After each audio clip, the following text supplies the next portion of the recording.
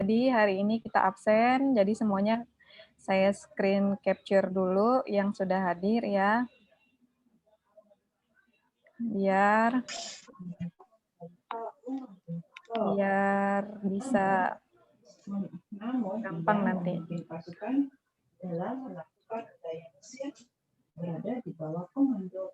Bentar ya, sebelum mulai kita absen dulu, lumayan ini ada 8 halaman. Suara saya kedengeran nggak ya? Perjalanan karirnya menjadi panglima Dengeran, Mbak. Dengeran, Mbak. Ketika Amr bin As menaklukkan Mesir,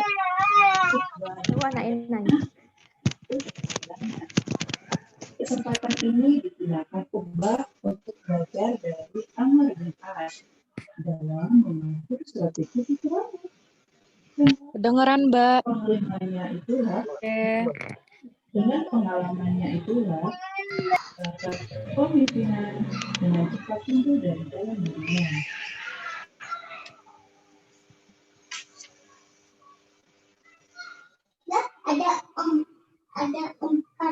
Ada 3 nih emangnya. Sobat-sobat cilik yang dicintai Allah, setelah mengetahui bakat yang Uqbah bin Nasir, radhiyallahu anhu memutusnya untuk membuka wilayah Zabila di selatan negeri Libya. Dia pun mampu menaklukkan wilayah ini dengan damai. Siapa yang masih bocor ya? Sebentar ya. Wilayah antara Zabila dan Burqob di timur Libya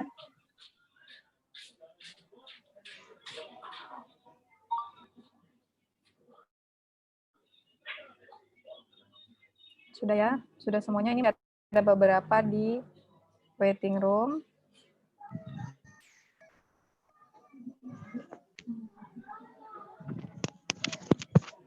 Oke.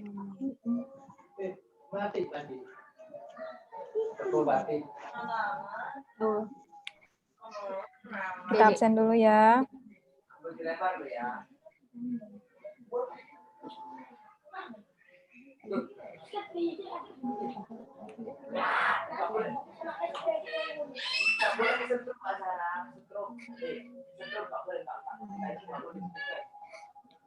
Oke, halaman selanjutnya.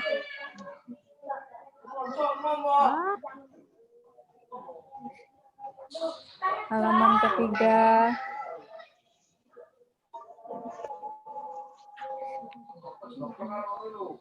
Halaman keempat.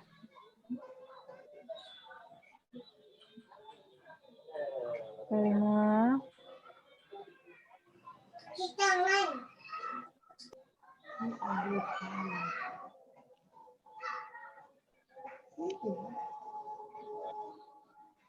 Mati gitu.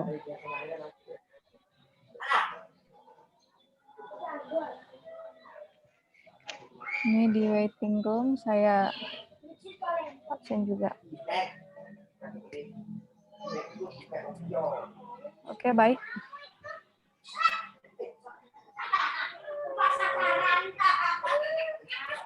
Bismillahirrahmanirrahim. Assalamualaikum warahmatullahi wabarakatuh.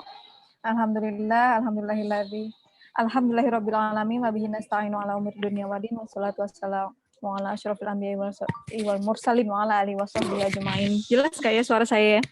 Udah jelas ya, Mbak Musa? Jelas, Mbak? Jelas, Mbak. Ya, jelas. Oke, alhamdulillah. Jelas, Mbak. Alhamdulillah kita mulai hari ini.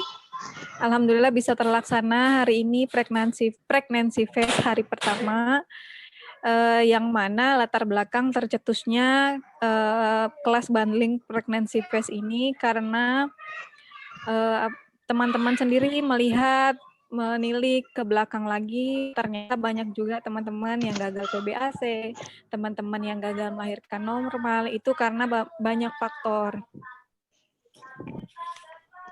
Sebentar ya.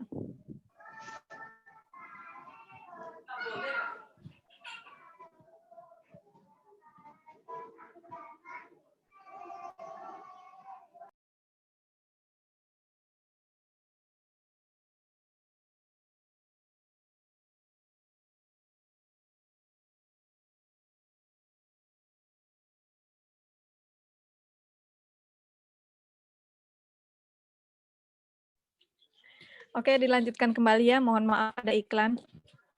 Jadi latar belakang dicetuskannya ide pregnancy phase ini karena teman-teman sendiri melihat banyaknya teman-teman yang gagal baik VBAC atau VBA2C atau VBA3C, bahkan gagal melahirkan normal untuk pertama kalinya tanpa indikasi medis ya. Itu karena beberapa faktor. Jadi kami menyimpulkan bahwa melahirkan normal itu tidak hanya berdasarkan faktor persiapan fisik saja, tapi ada beberapa faktor yang harus dipersiapkan. Akhirnya tercetuslah 3 kelas ini. Yang pertama yang akan diisi oleh Mbak Irama Stuti Khairul, AMD Cup. Nah, beliau ini yang akan mengisi kelas kita hari ini, latar belakangnya adalah seorang bidan, kemudian mendalami ilmu gentle birth dan hypnobirthing, kemudian beliau juga doula dan fasilitator yoga.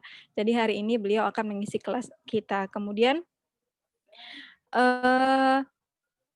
hari ini kita mulai secara resmi. Bismillahirrahmanirrahim, kita buka pregnancy phase dengan ucapan basmalah. Sama-sama ayo, bismillahirrahmanirrahim. Semoga bermanfaat ya, Ibu-ibu. Bismillahirrahmanirrahim. Oke, Mbak Tata sudah bergabung di sini ya, Mbak Tata ya. Mbak Tata.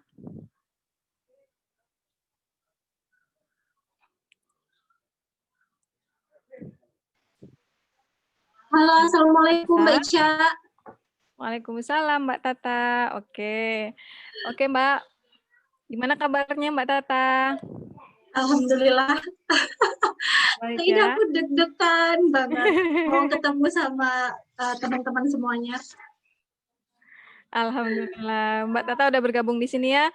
Baik, sebelumnya mohon maaf Mbak Tata, saya diamanati oleh teman-teman tim untuk menyampaikan kembali teknis pelaksanaan dan tata tertib peserta semua pregnancy phase, karena kita semua ini adalah kelas bundling, 3 kelas, jadi memang semuanya diwajibkan untuk mengikuti ketiga kelasnya. Jadi kalau memang misal ada yang tidak bisa mengikuti, maka wajib mengundurkan diri dari grup. Tidak diperkenankan untuk membagikan link Zoom kepada orang lain yang tidak terdaftar sebagai peserta. Baik, kemudian teknis tanya jawab sudah disampaikan, jadi teman-teman kemarin beberapa hari yang lalu itu sudah menyampaikan pertanyaan untuk hari ini, jadi sudah kita rekap, sudah kita sampaikan juga, nanti akan kenapa seperti itu, karena untuk meringkas, jadi biar kan seringkali pertanyaannya itu sebenarnya intinya sama, jadi kami sortir, biar nggak, karena waktu yang terbatas, biar memadai waktunya kami sortir, kemudian nanti akan dijawab oleh pemateri kita hari ini. Kemudian tidak diperkenankan ya Ibu-ibu ya. Maka dari itu mau masuk ke sini formatnya memang harus ketat sekali sesuai dengan nomor, dicek apakah nomor itu benar nomor peserta dengan nama yang bersangkutan atau tidak. Bahkan Mbak Tata sendiri pakai nomor peserta loh. Mbak Tatanya ini pemateri pakai nomor peserta tuh. Nomor pesertanya 113 ya Mbak Tata ya. Iya Mbak Ica. Karena Mbak Tata ini kerennya meskipun ilmunya sudah sangat banyak sekali, tapi beliau masih mau belajar untuk kedua kelas besok itu Mbak Tata masih mau ikut juga, kelas dari psikolog dan kelas dari Dr. Yudit. Kemudian tadi absen di awal sudah dilaksanakan, nanti terakhir sebelum selesai kami akan melakukan absen kembali untuk mungkin ada beberapa teman yang terlambat yang masuk, tapi tetap nanti akan kami absen. Kemudian peserta yang tidak mengikuti kelas hari pertama tidak boleh mengikuti kelas hari kedua, tidak mengikuti kelas hari kedua, tidak boleh mengikuti kelas puncak di hari ketiga. Kenapa? Karena memang semua materinya tidak ada yang tidak penting. Semuanya penting. Kalau misalnya ada yang keberatan, ya sudah kita gantikan dengan orang lain yang mau mengikuti ketiga kelasnya, seperti itu. Gitu ya Mbak Tata ya? Boleh. Jadi teman-teman mohon dimanfaatkan maksimal mungkin kelas ini ya, semoga banyak yang bisa diambil ilmu-ilmunya dari pemateri yang luar biasa kerennya ini, dari doula, dari psikolog, bahkan dari dokter yang terkenal di kasih itu dari hari ketiga. Oke, secara resmi buka dalam singkat aja, Mbak Tata ini basicnya ilmunya ke Mbak Tata ya, punya sanggar sendiri, sanggar Mbak Ica, halo, suaranya putus-putus. hey, Sempat putus tadi. putus-putus ya, Ya. bentar Ini ya. ini udah. Ini putus enggak? Iya tadi agak freezing. Nah jadi Mbak Tata ini memang backgroundnya seorang bidan tadi, kemudian beliau juga punya sanggar yang peminatnya sangat banyak sekali. Kalau mau ikut kelasnya Mbak Tata itu kita harus ikut waiting list. Putus lagi kayaknya. Oke, sebentar. Halo? Putus nih kayaknya ya. Oke, udah Sebentar, masuk, Mbak. sebentar. Udah nih, udah. Putus-putus, Bun. Udah masuk, Mbak? Udah. Udah ya. Oke, jadi gitu aja lah Mbak Tata ini pokoknya punya sanggar dan beliau juga dula. Jadi aku sendiri juga dulu juga melahirkan itu didampingi sama Mbak Tata sebagai pendamping persalinan. Jadi ilmunya sudah banyak, dengan segudang ilmu silahkan teman-teman ambil sebanyak mungkin ilmunya. Terima kasih Mbak Tata, dipersilakan untuk memulai kelasnya. Oke Mbak Ica, terima kasih. Mbak Ica, ini aku langsung nge-share materinya aja kah? Aku ini ya, nge-share screen-ku ya. Ya, silahkan Mbak Tata, silahkan. Oh, tapi ini aku nggak diizinin untuk ini Mbak, nge-share screen itu gimana? Sorry, sebentar. Jadi co-host dulu Mbak Musda. Jadikan co-host dulu ya. Terima kasih. Sip, udah Mbak. Silakan Mbak Tata.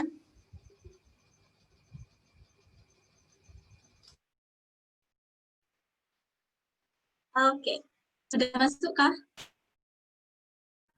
Sudah Mbak, sudah. Sudah Mbak. Oke, ini halaman pertama PowerPoint-nya ya. Tapi sebelum kita mulai, aku mau menyapa ke semua teman-teman dulu. Selamat malam semuanya. Semoga malam ini kita semua di penghujung hari dilimpahi dengan rasa nyaman, kemudian rasa aman, happy, dan juga damai. Sehingga besok pagi pada saat kita bangun, insya Allah kita bangun dalam kondisi yang lebih sehat lagi dari hari ini. Kemudian saya mau mengucapkan terima kasih untuk ini ya, untuk ke Mbak Ica ya. Mbak Ica, foundernya ini ya, pejuang VBAC Mbak Ica. Ya Mbak Tata, terima kasih juga buat Mbak Tata Ya. semua ilmunya. Terima kasih buat Mbak Ica sama semua panitia pejuang VBAC yang udah ngebuat acaranya si Pregnancy Fest ini. Semoga sampai hari terakhir nanti semua berjalan dengan lancar. Kemudian saya mau curhat sedikit. Hari ini tuh saya ceritanya naik kelas karena baru pertama kali untuk saya bisa belajar bersama dengan banyak ibu-ibu hamil atau bahkan mungkin yang sedang mempersiapkan kehamilannya. Sejumlah berapa sih ini partisipannya? 214 orang. Jadi kalau saya di tensi, mungkin ini tensi saya agak tinggi atau mungkin agak ngedrop kali ya, karena deg-degan banget. Terus habis itu, bukan berarti bahwa di sini saya yang paling yang paling tahu di antara teman-teman di Zoom kelas hari ini, di malam ini, karena saya yakin ketika ibu sedang hamil, kemudian mempersiapkan persalinan, pasti persiapannya banyak banget baca kepo sana sini, jadi mungkin ada beberapa pengetahuan yang ibu hamilnya lebih tahu daripada saya karena saya nggak baca gitu. Kemudian mudah-mudahan malam ini kita semua diberi bimbingan sama Tuhan agar proses kelas ini berlangsung dengan lancar dan kita semua termasuk saya bisa mendapatkan insight baru ketika belajar dengan teman-teman. Karena sebetulnya banyak sekali insight yang saya dapatkan justru ketika saya ketemu dengan ibu yang mau bersalin, atau dengan ibu hamil, atau yang sedang mempersiapkan kehamilannya. Gitu. Lalu,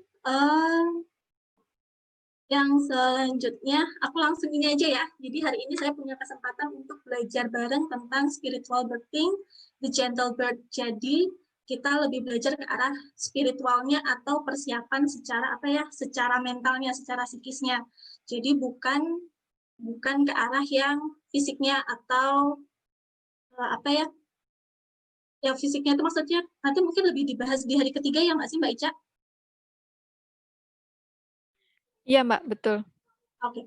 Sebentar, ini moderator malam ini Mbak Ica kan ya? Dari tadi aku Iya. manggil Mbak Ica, jangan-jangan moderatornya Mbak yang lain. Oke. Kemudian ke materi selanjutnya. Oke. Nah, ini adalah basic saya. Saya lulus dari bidan itu tahun 2015.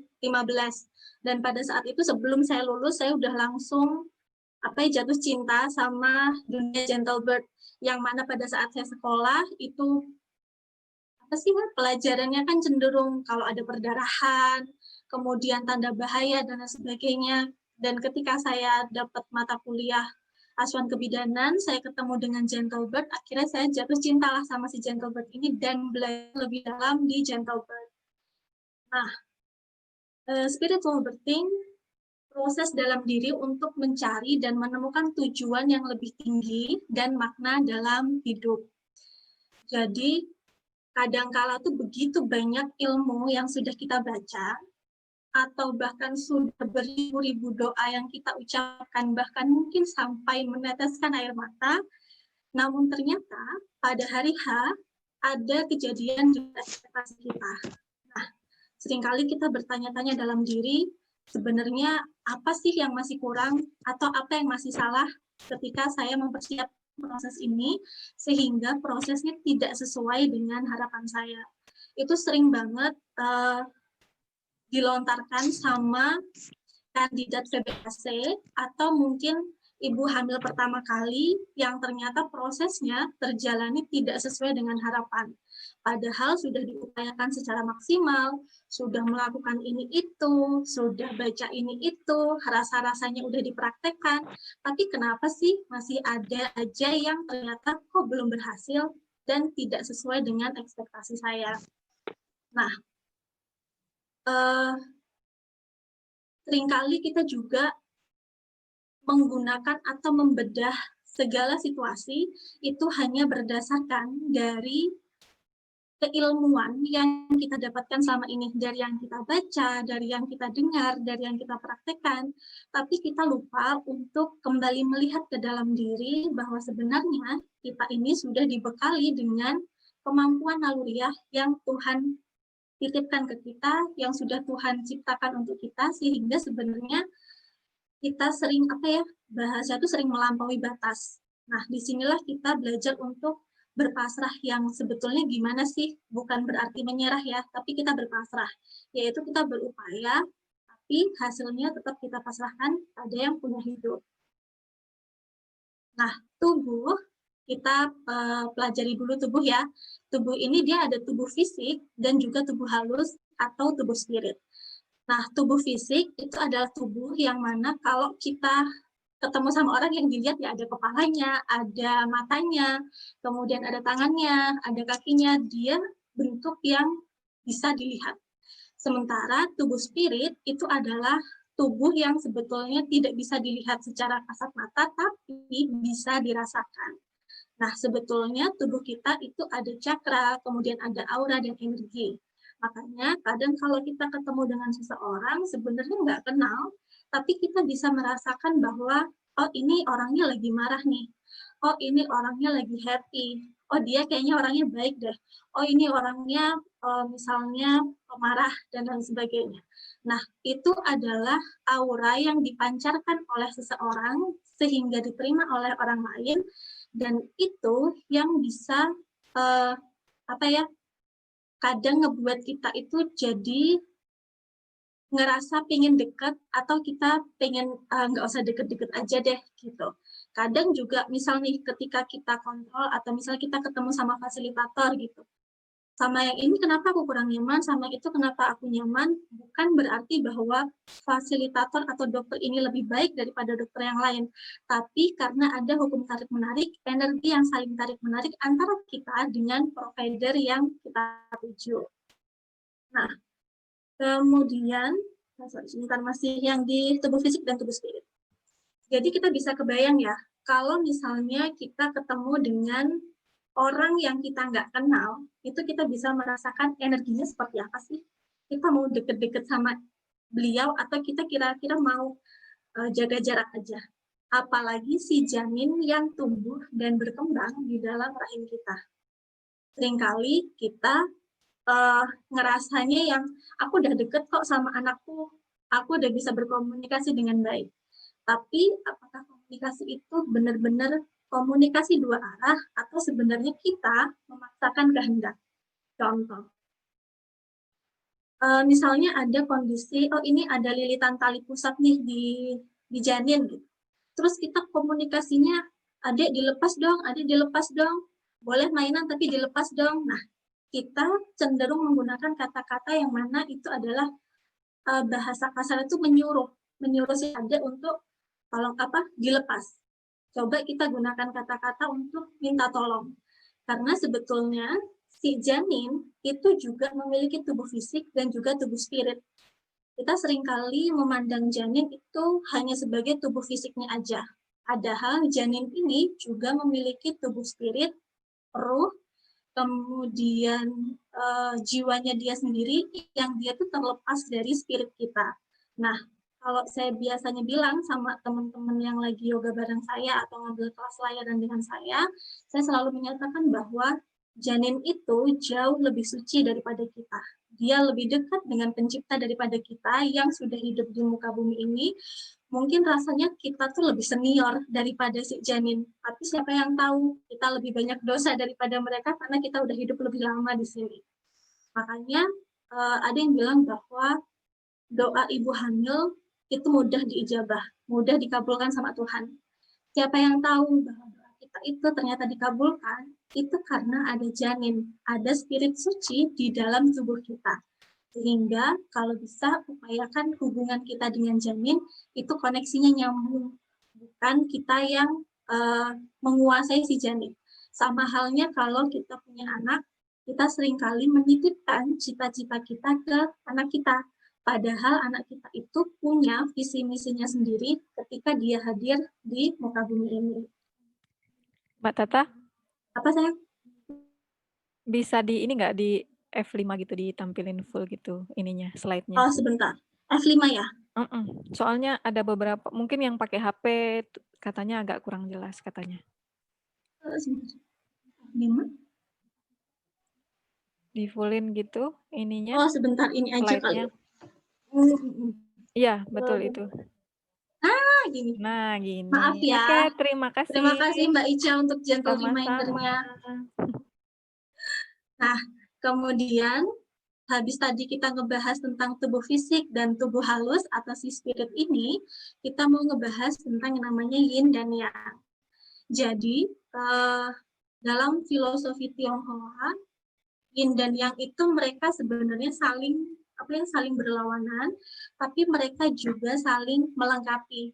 Keberadaan mereka walaupun berlawanan, bertentangan, tapi saling berkaitan. Nah, saat saya ikut kelas tentang persiapan kehamilan, di situ dinyatakan bahwa yang namanya hamil, kemudian bersalin, itu dia termasuk bagian yin, atau dia adalah lembah. Yang itu dia adalah gunung. Nah, yin itu tugasnya adalah menerima. Sehingga dalam proses hamil dan bersalin sangat penting untuk kita lebih menguatkan rasa menerimanya. Dalam artian gini, kalau kita membahas tentang jabatan, karir, kemudian finansial, nilai di sekolah itu adalah yang dia perlu diupayakan karena dia adalah maskulin. Tapi kalau yin itu kita lebih kepada menerima. Nah, menerima ini bukan berarti tanpa usaha, tapi menerimanya adalah kita berusaha tanpa ada pemaksaan bahwa kalau saya begini, saya harus mendapatkan ini. Bukan di situ, tapi kita berpasrah. Berpasrah artinya kita bertawakal. Kita meyakini bahwa apa yang kita upayakan pasti akan diberikan hasilnya. Kadangkala kita menganggap bahwa hasil itu harus selalu berwujud yang nyata. Contoh, saya mau VBAC nih. Harusnya kalau saya melakukannya step by step begini, kemudian saya udah upaya ini itu, baca ini itu, providernya bahkan udah sampai pro, tapi kenapa hasilnya nggak bisa sukses nih VBAC gitu.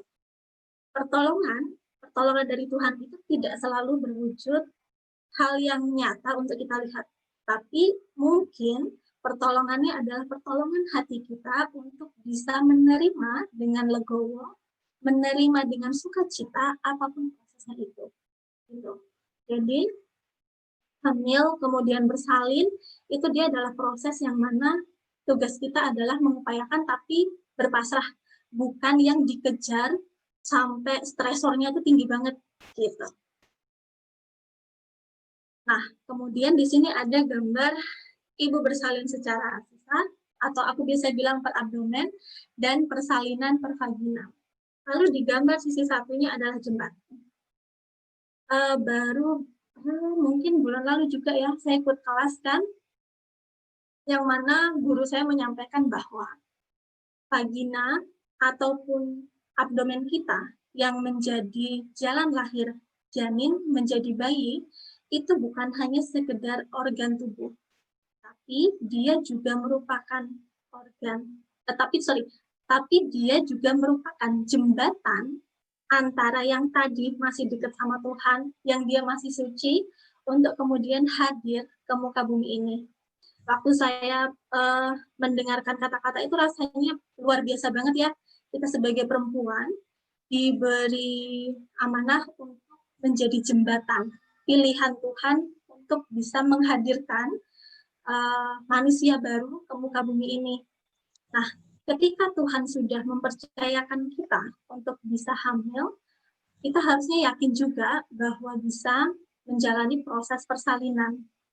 Nah, seringkali kita memiliki ekspektasi yang ternyata nggak sesuai dengan harapan itu tadi, sehingga muncullah trauma yang kemudian dia merembet kemana-mana. Gitu. Betul.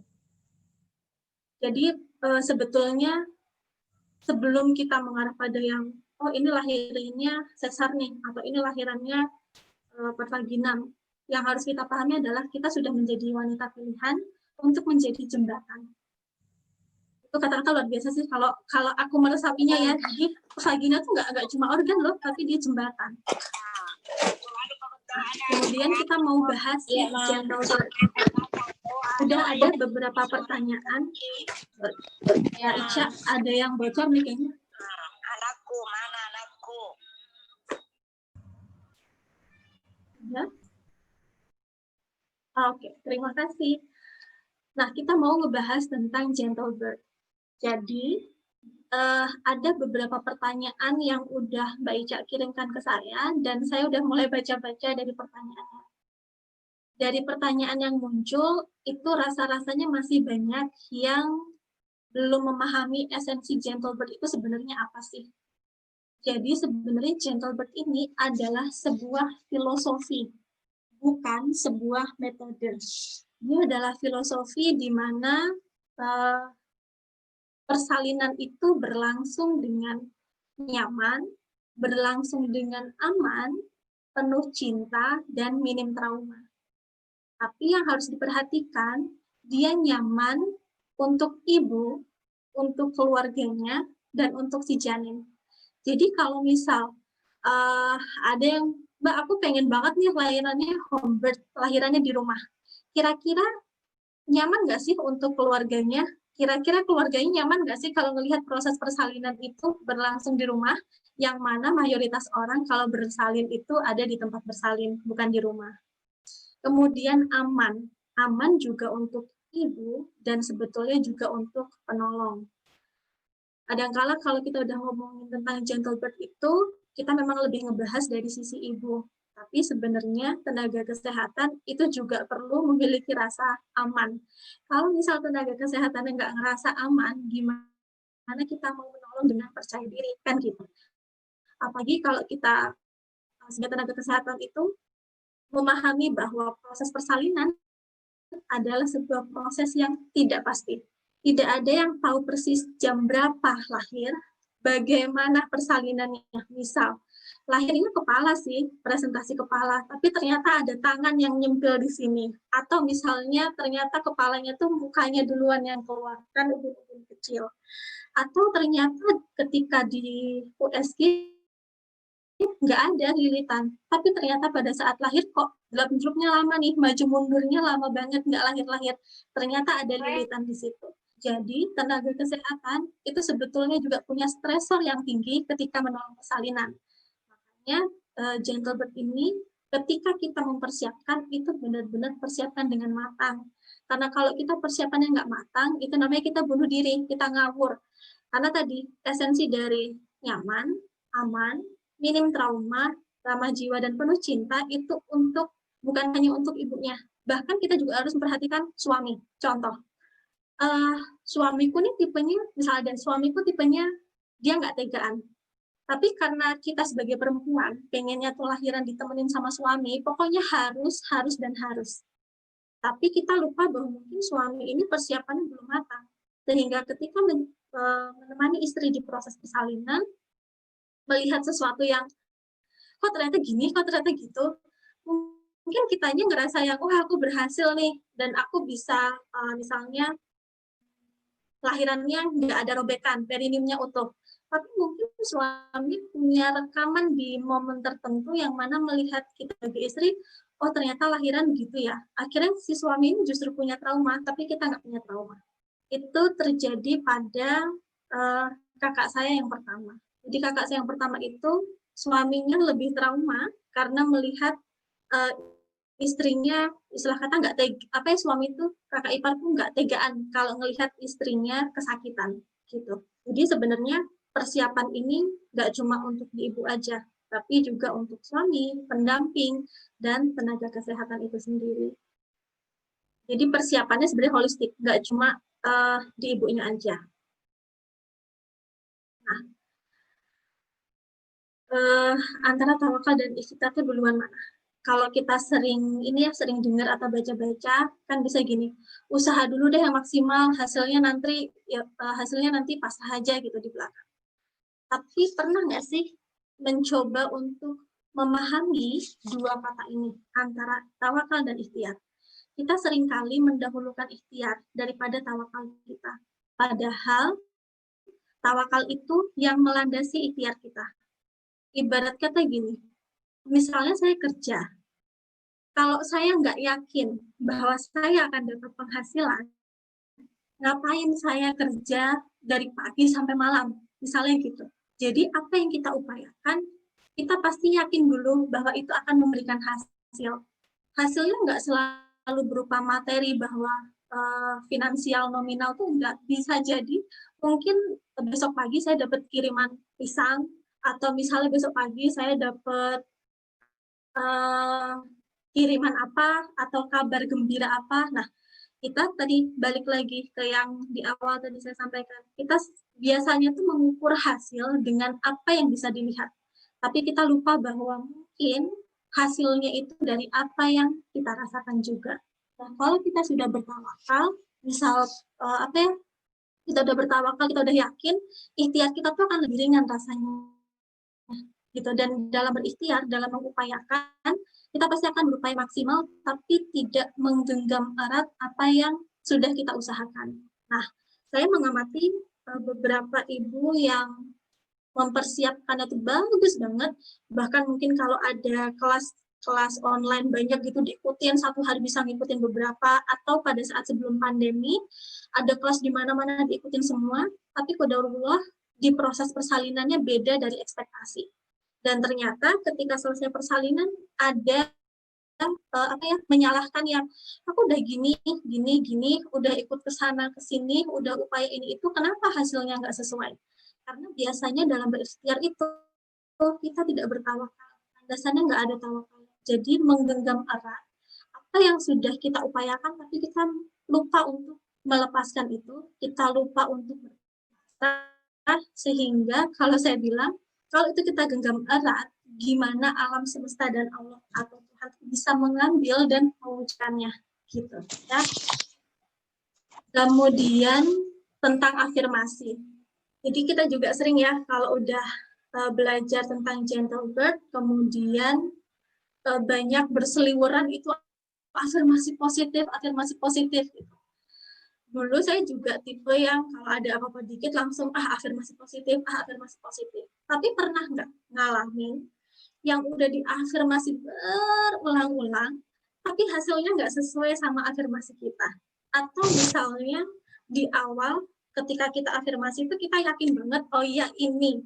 Tapi ternyata ketika hari H, nah kok ternyata waktu lahiran aku tetap aja ya ada teriak-teriaknya, kok tetap aja ya aku nggak bisa ngatur nafas. Nah, selain afirmasi ini memerlukan repetisi atau pengulangan, ternyata ada basic yang harus kita pahami dulu. Pada saat kita memberikan afirmasi, bayangkan bahwa kita punya gelas nih, punya gelas yang kemudian kalau afirmasi positif itu misalnya gula, afirmasi negatif itu misalnya garam. Nah, gelas ini itu isinya udah yang negatif. Kenapa saya bilang negatif? Karena pemahaman hampir banyak orang persalinan itu adalah proses yang menyakitkan, kemudian antara hidup dan mati, kemudian menakutkan dan sebagainya.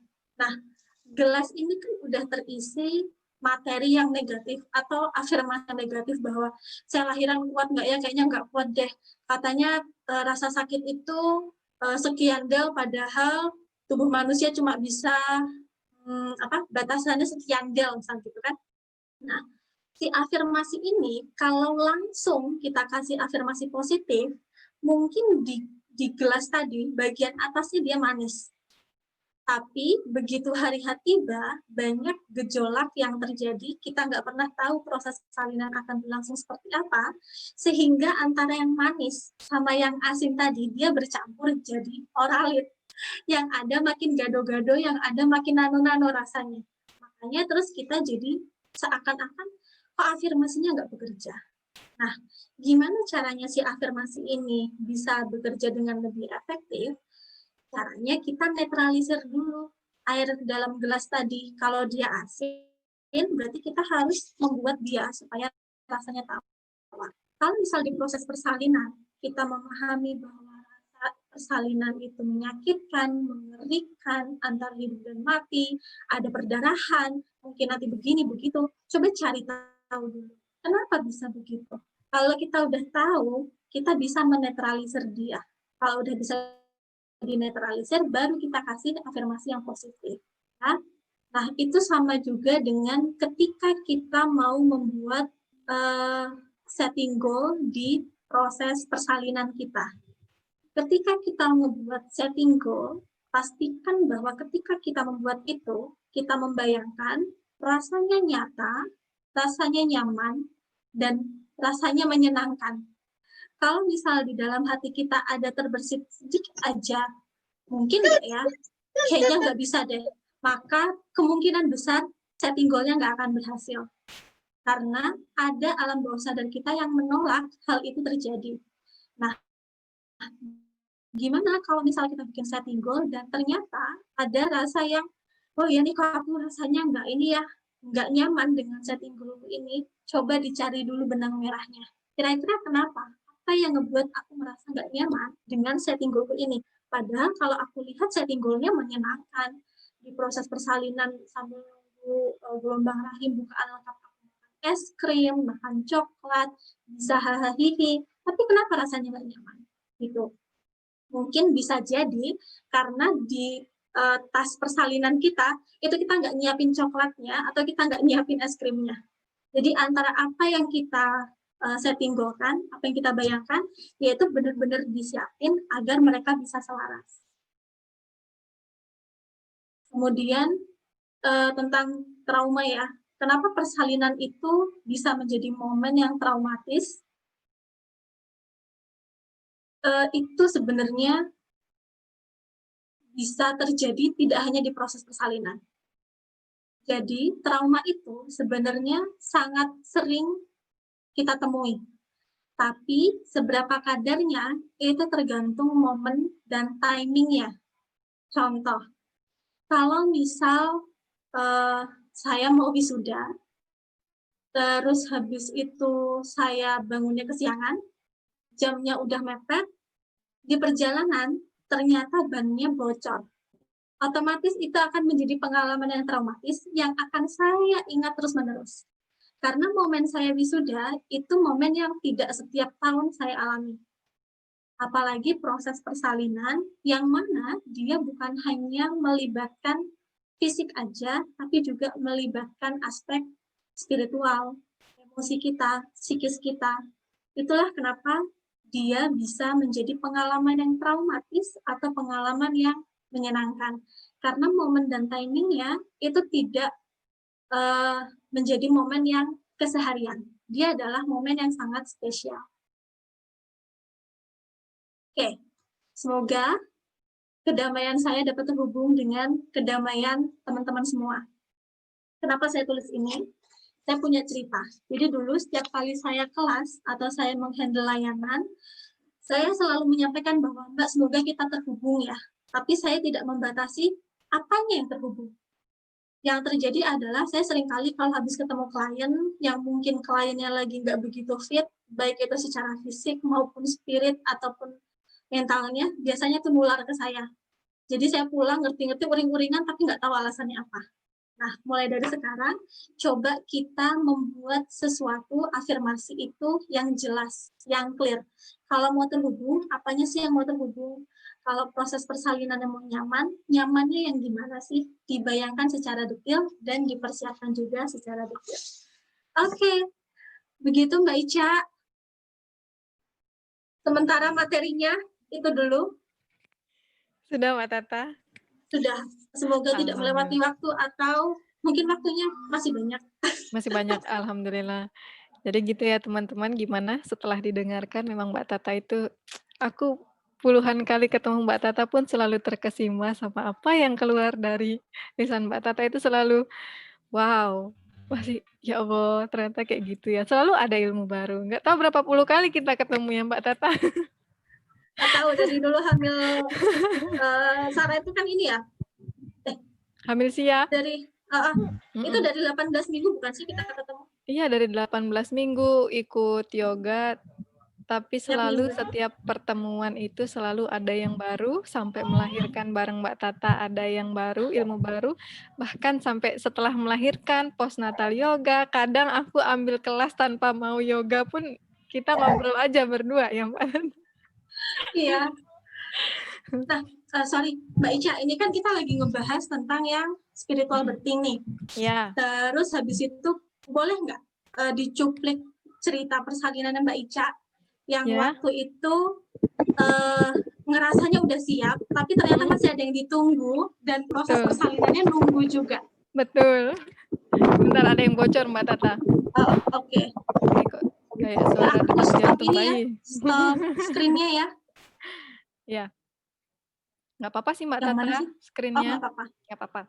Jadi teman-teman sharing ya, mungkin beberapa teman di sini kan udah member Pejuang VBAC, udah tahu beberapa kali share birth story, tapi mungkin beberapa ada yang bukan teman-teman dari Pejuang VBAC, bukan member, jadi kemarin itu udah siap banget dari 18 minggu, udah ngerasanya udah siap secara fisik ya Mbak Tata, persiapannya udah mantap.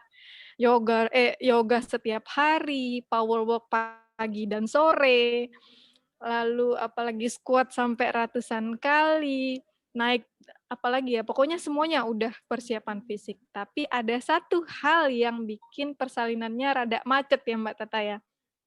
Lebih dari 30 jam. Itu karena nunggu adik ipar buat ngomong anak yang pertama. Habis ini datang langsung ini ya, langsung pecah ketuban nggak sih waktu itu? Betul, datangnya itu habis subuh, terus nggak lama kemudian Mbak Tata waktu itu sebagai doula juga datang, kemudian langsung karena udah di pikiran tuh udah oke, fix anak aku udah ada yang pegang, jadi aku udah bisa fokus. Sebelumnya tuh kepikiran ini kalau ke rumah sakit si kakak gimana, ini nanti kalau misalnya mamanya lahiran si kakak gimana, itu benar-benar kepikiran banget. Nah, itulah yang selalu Mbak Tata bilang, yang lembut-lembut kalau secara kita ngobrol ya Mbak Tata, itu ibu-ibu Iya, semuanya itu perlu banget, bahkan sampai mikir ini nanti si kakak gimana ya, atau memang punya keinginan. Dulu Mbak Pinili ya Mbak ya, yang lost banget itu ya, oh dia iya, lepas nggak mau nunggu suaminya yang keluar kota, dia nggak mau nunggu suaminya. Jadi ya udah kalau lahiran aja. Banyak juga yang mau nunggu suaminya, padahal suaminya lagi di luar kota, akhirnya nggak lahir-lahir ya Mbak Tata ya. iya, Jadi maka dari itu diadakan kelas ini biar teman-teman itu juga mengulik dirinya sendiri. Apakah ada sesuatu yang diinginkan sampai menghambat fokusnya itu untuk menikmati si gelombang cinta.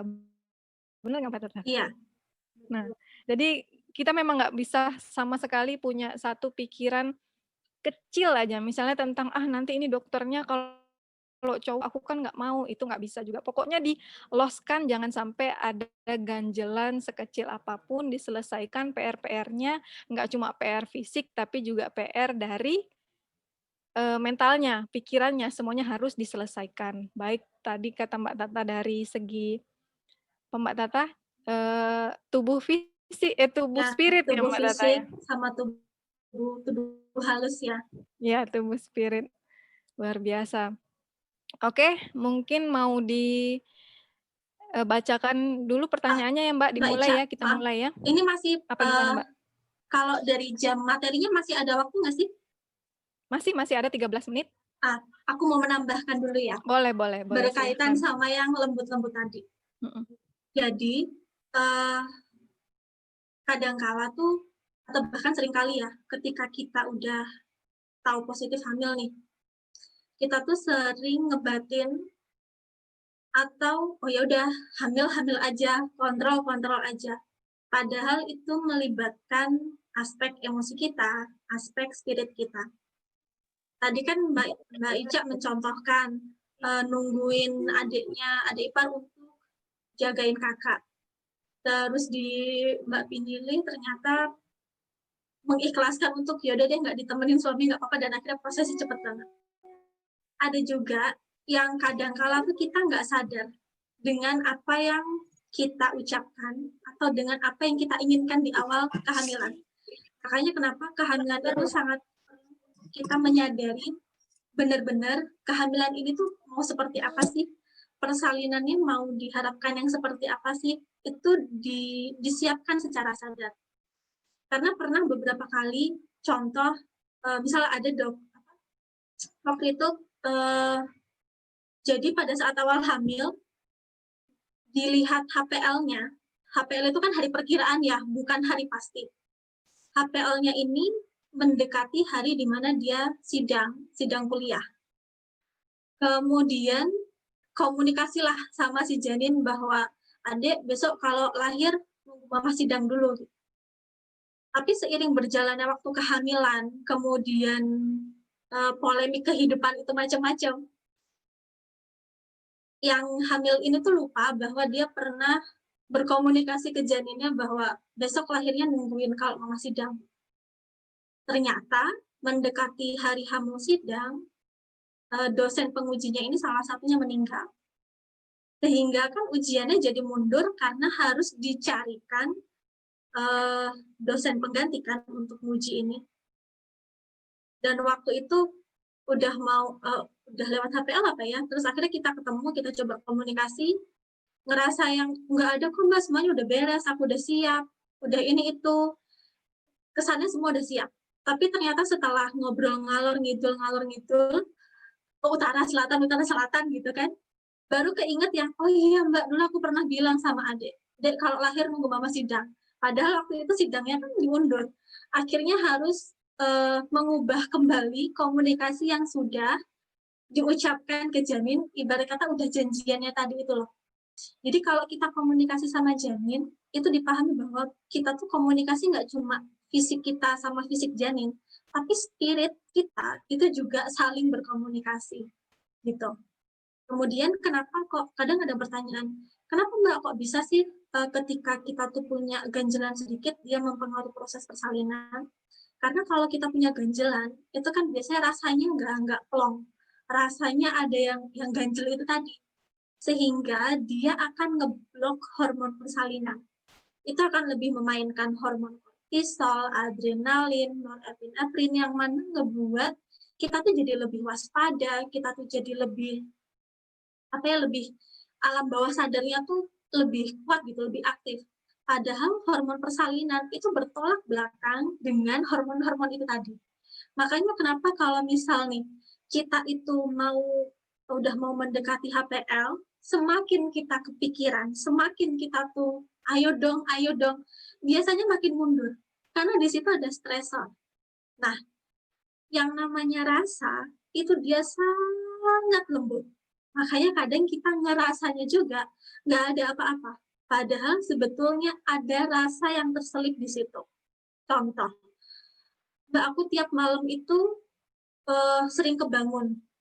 Terus misal aku tanya nih, kebangunnya karena kebelet kencing, atau karena posisinya udah pegel, kemeng, akhirnya harus kebangun. Atau tiba-tiba ada gerakan janin yang aktif banget sehingga membangunkan kita. Jawabannya tuh, enggak sih Mbak, ya kebangun aja gitu. Setelah kita evaluasi, pasti ada aja, entah ketakutan di proses persalinan, atau misalnya kerjaan kantornya lagi banyak, dan sebagainya. Jadi kalau kita tidur malam itu tidak nyenyak, itu sebenarnya sudah komunikasi tubuh ke kita bahwa ada emosi terselip di situ yang sangat halus, yang kadang-kala tuh kita ngerasanya, aku baik-baik saja, padahal sebenarnya nggak baik-baik aja. Nah, tantangan kita adalah mau menyadari dan mau mengakui bahwa rasa itu ada. Karena kita suka ngedenial kan, enggak kok, aku nggak apa-apa gitu. Tapi ternyata nanti di belakang nangis-nangis gitu. Itu Mbak Ica. Ada aja ya ibu hamil tuh ya Mbak ya, mau melahirkan Iya, itu luar biasa. Campur benar. aduk. Nah, Nah, apalagi itu apalagi kita itu sebagai perempuan itu cenderung jadi makhluk yang hiperbolais. Jadi sebenarnya rasanya itu cuma 4, tapi ngaku-ngakunya rasanya 8. Dan itu tuh cenderung di semua aspek kehidupan. Makanya saya juga sering bilang, kalau misalnya kita sebagai, kadang kan gini ya, suamiku tuh dikode nggak paham gitu. Padahal belum tentu juga kita kalau dikode sama suami itu paham. Jadi mendingan tuh kita menurunkan ego yang udah deh ngomong apa adanya aja, nggak perlu kadang kesannya kan nggak romantis banget sih Mbak, nggak bisa dikode gitu. Tapi daripada gondok, tahu gondok nggak sih Mbak, daripada Mbak bahasa Indonesia, sakit hati. nah pokoknya gitu deh, mending ngomong apa adanya aja. Jadi kalau A ya dibilang A, B dibilang B. Karena ganjelan itu luar biasa banget, dia tuh halus banget, nggak itu. Ada denial itu tadi ya Mbak Tata ya. Benar. Oke, kalau gitu aku mau cerita juga. Jadi pas mau lahiran kemarin itu kan ceritanya aku juga ikut ujian CPNS Mbak Tata. Jadi di minggu-minggu terakhir sama suami disuruh udahlah ikut aja coba gitu kan. Pokoknya semaksimal mungkin keterima, alhamdulillah, enggak ya udah gitu kan. Jadi waktu itu memang udah minggu-minggu terakhir itu udah mau deket HPL. HPL-ku itu 18 Desember. Jadi memang ada kabar itu ujiannya itu sekitar tanggal 18 Desember juga. Tanggal 16, 17, 18 gitu kan. Nah, tapi waktu aku bisa bilang, Dek, silahkan kalau mau lahir kapanpun, aku udah ikhlas. Kalau misalnya nggak bisa ujian, ya udah nggak apa-apa, rezeki gitu ya. Tapi waktu itu ada satu hal yang aku omongin karena memang waktu itu, jadi teman-teman mau VBAC pun nggak semuanya gampang ya, pasti ada problem. Jadi problemku itu tidak direstui oleh ibu kandung dan ibu mertua. Dua-duanya tidak merestui kalau aku mau VBAC. Jadi ibu kandung di Pontianak, ibu mertua di Malang. Dua-duanya itu yang ibu mertua nggak aku beliin tiket, yang ibu mertua itu udah beli tiket tanggal 16 Desember. Jadi aku afirmasi ke adik, Dek, ayo Dek lahir aja yuk sebelum Uti datang gitu, daripada nanti kalau kita disuruh sesar kayaknya kasihan Mbak Sarah, kasihan si kakak kan yang emang paling diutamakan itu kakak. Nah, alhamdulillah kok dia lahir tanggal 15. Jadi tadinya kan udah mau nyerah tuh Mbak Tata, yang nelpon Mbak Tata malam-malam nanya ke tinggi kan ya. Ya, DJJ tinggi itu di atas 160, 163 sampai 167 kalau nggak salah ya Mbak Tata. Padahal beratnya 160 loh, Mams. Teman-teman, jadi DJJ ku tuh pas di CTG padahal santai banget, nggak ada rasa-rasa takut, pokoknya santai aja dateng gitu kan ya. Perasaan juga biasa. Nah, nggak tahu kenapa DJJ-nya jadi 163 sampai 167. Sama, terus telepon Mbak Tata itu, tapi karena Mbak Tata juga ngasihnya tenang, jadi ya udah Mbak Tata juga menanggapinya nggak apa-apa ah, tenang aja gitu. Jadi kan tenang juga. Mungkin waktu itu kalau panik bisa jadi gawat ya Mbak Tata ya. Nah, terus akhirnya pulang paksa itu dari rumah sakit, menolak, tadinya mau disesar jam 5 pagi, menolak, kita jam 12:30 malam pulang ke rumah. Nah, itu tadinya jam 3 itu udah nyerah banget, bangunin suami bilang, udah deh aku nggak apa-apa sesar aja kok kayaknya udah nggak kuat ya gitu kan. Tapi suami saya bilang apa waktu itu lucu banget. Kalau mama sesar nanti nggak bisa ikut ujian CPNS. Gitu katanya Mbak Tata. Akhirnya saya bilang, bener juga ya. Udah deh akhirnya mau usaha. Tapi emang itu bukan tujuan utama ya. Memang bisa alhamdulillah. Tapi alhamdulillah sesuai afirmasi lahirnya tanggal 15. Tanggal 15 lahiran, tanggal 16 pulang dari rumah sakit, tanggal 17 ikut ujian CPNS. Jadi luar biasa memang afirmasi itu. Si adik juga lahirnya sesuai afirmasi, deh ayo deh lahir sebelum Uti datang, daripada nanti kita disuruh buka lagi jendelanya, yuk kita lahir aja gitu. Bener alhamdulillah lahir. Jadi luar biasa ya Mbak Tata ya. Oke, gimana Mbak Tata, siap ke insya pertanyaan? Allah. Mbak Musda gimana? Silahkan di-share. Oke, sebentar ya Mbak. Oke, terima kasih Mbak Musda. Kelihatan. Oke, ini sesi pertanyaan. Jelas banget Mbak Musda, alhamdulillah. Oke. Oke Mbak Tata, kita bacakan satu persatu ya. Oke. Wow. Ini mungkin memang buat teman-teman memang pertanyaannya, mungkin ada yang hamil pertama, tapi mungkin ini juga pertanyaannya banyak juga yang menjurus ke VBAC sendiri. Tapi teman-teman perlu tahu bahwa memberdayakan diri itu tidak hanya untuk yang pernah sesar aja, tapi kalau misalnya pun hamil pertama tetap harus mempersiapkan semuanya dengan baik. Jadi ini bisa diambil pelajarannya ya, teman-teman. Ini pertanyaan pertama Mbak Tata, spiritual birthing the gentle birth, seperti apa yang paling penting juga umumnya perlu dilakukan bagi kami para pejuang PBAC di usia kehamilan berapa kami perlu memulainya? Oh, jadi memulai spiritual birthing ini Mbak Tata. Mulai usia kehamilan berapa? Silahkan Mbak Tata. Sebenarnya kalau mau ngebahas di usia kehamilan berapa kita perlu memulai, kalau bisa itu sejak sebelum kehamilan itu dimulai. Karena kalau kehamilan itu tiba-tiba datang, tiba-tiba ada, tanpa kita ada persiapan sebelumnya, itu kan ngebuat kita ngerasa nggak siap. Walaupun persiapan itu sebenarnya bisa juga dilakukan kalau memang aku baru tahunya di usia kehamilan 18 minggu nih, aku baru tahu di usia kehamilan 36 minggu misal. Tapi akan lebih ideal kalau kita mempersiapkannya sejak awal. Karena ketika kita mempersiapkan sejak awal, kita punya lebih banyak waktu untuk memahami bahwa sebenarnya proses persalinan itu bukan hanya proses fisik, tapi juga ada proses spiritual.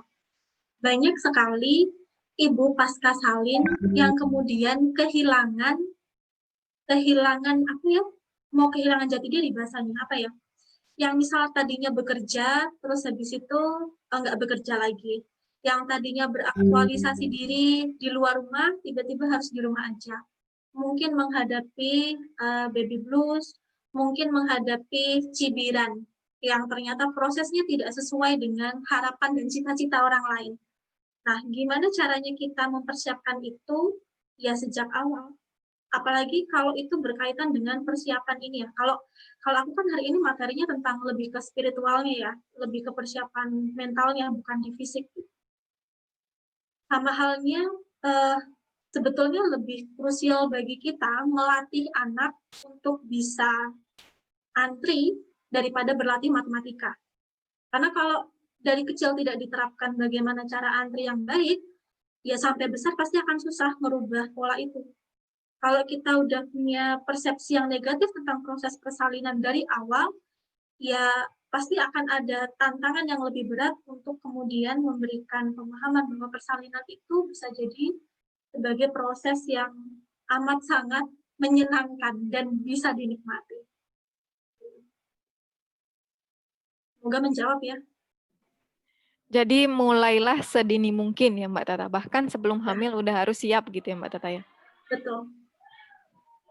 Oke, selanjutnya Mbak Musda. Bagaimana cara terbaik untuk sugesti pada diri sendiri agar dapat memperlancar persalinan? Sugesti itu kaitannya dengan afirmasi ya. Kalau dulu, mungkin zamannya Mbak Ica tuh, masih zamannya Mbak Ica, aku bilang, repetisi aja Mbak, terus-terusan, gitu kan. Tapi sekarang ternyata nggak bisa, cuma modal repetisi. Kita harus netralin dulu apa yang ada dalam benak kita. Cari dulu benangnya, kenapa aku punya persepsi pemikiran yang seperti ini. Baru disugesti ke yang positif, supaya nggak jadi air oralit tadi itu. Untuk mensugestikan. Jadi ada air Ya. oralit ya Mbak. Apalagi kalau isi gelasnya ternyata udah teh ya Mbak ya. Ya. Udah teh dikasih Jadi gula apa sama itu? garam. Jadi apa itu? Jadi memang diri kita dulu dipersiapkan dengan baik. Sebaik Ya. mungkin siap. Wah. Latihan percaya dengan power kita itu nggak mudah sih, tapi patut untuk diperjuangkan. Oke. Baik Mbak Musda. Boleh dilanjut Mbak Musda? Next. Mbak Ica, itu suaraku katanya jauh, kecil kah? Kenceng banget ini di aku malah. Oh iya Pak, aduh. Enggak, ini jelas kok, jelas banget Mbak. Ini aja aku Okay. nggak fullin volumenya udah jelas banget kok. Aku fullin banget ini bisa Sampai dahsyat ente kali gitu. denger. Ini pertanyaan seingatku ini dari Mbak Denta ini. Bagaimana sih caranya supaya kita ibu hamil khususnya selalu bisa menyelaraskan tubuh dan pikiran dengan adik janin? Bagaimana supaya keduanya, baik tubuh, pikiran, dan janin bisa selalu bekerja sama secara maksimal sampai hari H persalinan. Dari situ apakah ada hubungannya momen sakral persalinan dengan penyelesaian hal-hal yang menjadi ganjalan di dalam diri kita? Karena masih banyak banget yang berpikiran kalau persiapan persalinan yang paling utama dan satu-satunya adalah persiapan fisik. Betul banget ini. Silakan Mbak Ya. Tata.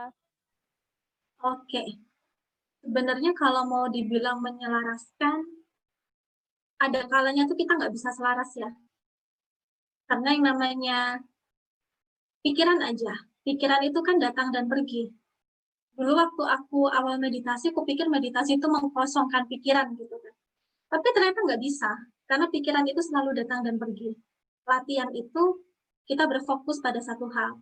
Kalau ternyata ada distraksi, gimana caranya kita untuk kembali fokus, menarik perhatian dari luar kembali ke dalam tubuh kita. Nah, hidup itu kan juga polemiknya macam-macam ya, nggak selalu happy. Nggak bisa juga misal nih, udah mau deket HPL, terus habis itu ada yang bilang, Mbak, katanya ini jangan stres-stres, jangan kepikiran gini-gini. Ya gimana nggak stres, nggak kepikiran? Orang kadang kalau kita kontrol aja tanpa sadar, mungkin tenaga kesehatan atau provider bilang, lo masih kontrol lagi, belum jadi lahir. Ya nggak sih? Jadi, ya itulah, kadang tuh ada yang nggak sinkron aja. Tapi gimana caranya menyelaraskan? Ya tarik lagi seluruh perhatian itu dari luar masuk ke dalam tubuh kita. Karena ketika kita fokus terhadap diri kita, kita pasti akan menemukan sebuah rasa yang mana itu adalah bentuk komunikasinya dia ke kita. Bagian tubuh mana sih yang lebih berasa pada saat ini? Itu dia sedang memberikan komunikasinya untuk kita lebih fokus ke bagian itu. Gitu. Untuk kerjasama dengan janin, ya tadi kalau misal contoh nih kita komunikasi, coba komunikasinya tuh kita lebih santun. Bukan berarti kita sebagai orang tua terus nyuruh-nyuruh dia ayo kepalanya di bawah gitu, dia ayo lilitannya dilepas. Coba kita lebih santun, menghargai bahwa dia tuh juga punya spiritnya gitu ya. Kemudian masih banyak yang berpikiran kalau persiapan persalinan tuh yang fisik. Ya sih, karena gimana yang di blow up di sosial media kan memang cenderung yang fisik-fisik ya nggak sih? Yang bisa dilihat mata gitu. Kalau nggak dilihat mata kadang tolok ukurnya susah. Tapi ya itu sebenarnya yang justru apa ya sangat berpengaruh tuh yang kalau kita bilang lembut-lembut tadi. Karena fisik itu ya penting juga. Cuma kalau kita udah yakin bahwa lahiran itu menyenangkan, kemudian rasanya bisa ditoleransi, maka tubuh itu akan berproses sesuai dengan keyakinan kita. Kalau ternyata rasanya tuh si gelombang rahim di angka 7, karena kita meyakini bahwa rasanya itu harusnya nyaman, tubuh kan akan menerima pesan bahwa oh lahirannya nggak seperti ini, harusnya nyaman. Maka dikeluarkanlah hormon beta endorfin yang lebih banyak lagi. Gitu. Jadi persiapan fisik itu ya penting, cuma masih lebih penting yang lembut-lembut kalau menurut kepribadian. Tadi ngajarin anak untuk tertib antri itu lebih challenging daripada ngajarin matematika. Lebih sulit ya Mbak Tata, soalnya kalau 1+1 itu udah pasti 2, tapi kalau ini anak mau apa enggaknya antri itu belum tentu ya. Iya. Gitu ya Ibu-ibu, jadi memang selama ini yang di-blow up prenatal gentle yoga sama siapa gitu ya Mbak Tata ya, kelas ini, kelas itu, tapi nggak ada yang ngisi kelas lembut-lembut kayak Mbak Tata. Ada, cuma Jarang, tidak kebetulan terlalu ter-blow up. ya mungkin. Ya karena memang aku sendiri pun ngerasa itu penting banget. Tadi kata Mbak Tata, di awal, perbedaan melahirkan pertama dan melahirkan kedua kan kerasa banget ya Mbak Tata. Yang pertama itu sangat-sangat minim ilmu, tidak ada ilmu sama sekali, itu memang takut banget gitu mau menghadapi persalinan. Ya Allah nanti kan kita pup aja sakit, masa lahiran segede itu nggak sakit ya kan. Apalagi kalau misalnya mikirnya apalagi dijahit lah segala macam sakit. Tapi kan kita mau ketemu sama anak yang kita tunggu 9 bulan gitu. Harusnya bahagia. Jadi ya harusnya kita berusaha mengubah mindset itu, pola pikir itu ya Mbak Tata ya, biar kita bahagia. Oke sakit, biasalah. Bentar aja sakitnya. Paling lama ya 1 bulan lah ya Mbak Tata. Nggak ada juga sih orang yang 1 bulan gitu kan, kontraksinya 5 menit sekali dalam 1 bulan itu kayaknya nggak ada deh. Kecuali kalau nganggap kontraksi palsu itu sebagai kontraksi beneran. Tapi kontraksi palsu pun juga nggak yang 5 menit sekali. Enggak, paling datang bentar, bentar, bentar gitu kan Mbak Tata. Oke silakan dilanjutkan Mbak Musda. Apa yang harus saya lakukan jika semisal nanti rencana VBAC saya harus gagal? Nah ini udah siap gagal. Bagaimana menetralisir trauma karena itu? Apa perlu pemikiran seperti ini? Saya cari solusinya di saat persiapan VBAC.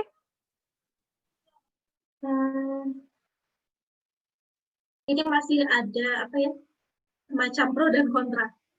Kalau misalnya kita ngebuat planning, oke deh ini ada planning A, B, C, D. Kan seolah-olah kita tuh mempersiapkan diri, oh yaudah kalau gagal gitu.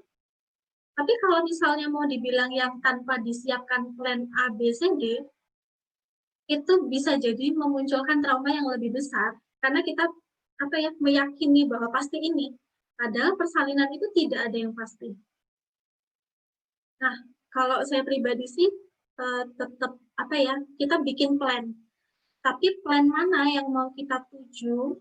Misal kita mau VBAC nih, kita VBAC kita tetap bikin plan A, B, C, D, tapi kita tetap lebih fokusnya ke plan untuk VBAC. In case kok ternyata ada sesuatu hal di pertengahan jalan, kita udah tahu gimana caranya kita melangkah supaya tetap minim trauma.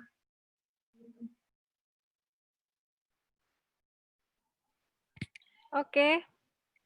Begitu ya, tetap harus ada planning ya Mbak Tata. Jadi mungkin kita juga mempersiapkan mental. Kalau misal suatu hari ternyata harus gagal, jadi nggak trauma, nggak postpartum depression segala macam. Tidak menyalahkan diri sendiri ya Mbak. Karena memang ada juga kan teman-teman katanya sudah usaha seperti ini, seperti ini, seperti ini. Tapi karena tetap gagal, ya jangan sedih, tetap diterima aja. Karena memang sudah terjadi, yang sudah terjadi biarlah terjadi, diambil pelajaran dari situ ya Mbak Tata. Biar Nah, nanti nggak ya, biar nanti biar nggak nanti nggak pernah. depresi gitu kan Mbak. Kadang kan terlalu aku kan udah kayak gini, aku udah kayak gini, aku udah PR ini udah aku kerjain, aku udah squat, misalnya aku udah yoga, aku udah berdoa, semuanya segala macam, tapi kok masih gagal itu nanti ujung-ujungnya nanti menyalahkan diri sendiri dan jadinya depresi. Nah, sama menambahkan ya Mbak, jadi ketika kita tuh mempersiapkan, sebenarnya selalu ada hasilnya. Jadi banyak banget yang misalnya ternyata di proses persalinannya udah mempersiapkan semaksimal mungkin, ternyata harus menjalaninya SC atau SC ulang gitu. Biasanya prosesnya akan lebih nyaman ketika kita berikhtiarnya itu dilandasi sama tawakal tadi. Jadi pertolongan itu nggak selalu berwujud apa yang dilihat bahwa lahirannya persaginam. Bisa jadi pertolongannya itu pertolongan lebih cepat penyembuhannya, bisa Mentalnya jadi ya Mbak. kita lebih legowo mentalnya, ya. Karena gentle birth itu bukan tentang ini normal, ini pervaginam, atau ini akhirnya perabdomen atau SC. Tapi tentang sebuah filosofi yang mana SC pun juga bisa gentle ketika kita melakukannya dengan kesadaran penuh. Gitu. Nggak menutup kemungkinan bahwa mereka yang menjalani prosesnya pervaginal, kalau tanpa persiapan, traumanya lebih besar daripada yang mereka SC, tapi dengan persiapan. Oke.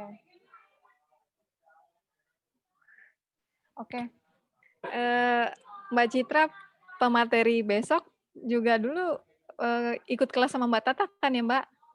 Oh ya, Mbak Nah, Citra. Mbak Citra itu sesar berulang tapi tetap gentle but ya menerima semuanya dengan segala macam. Jadi ya tetap happy, tetap sehat secara mentalnya gitu ya Mbak.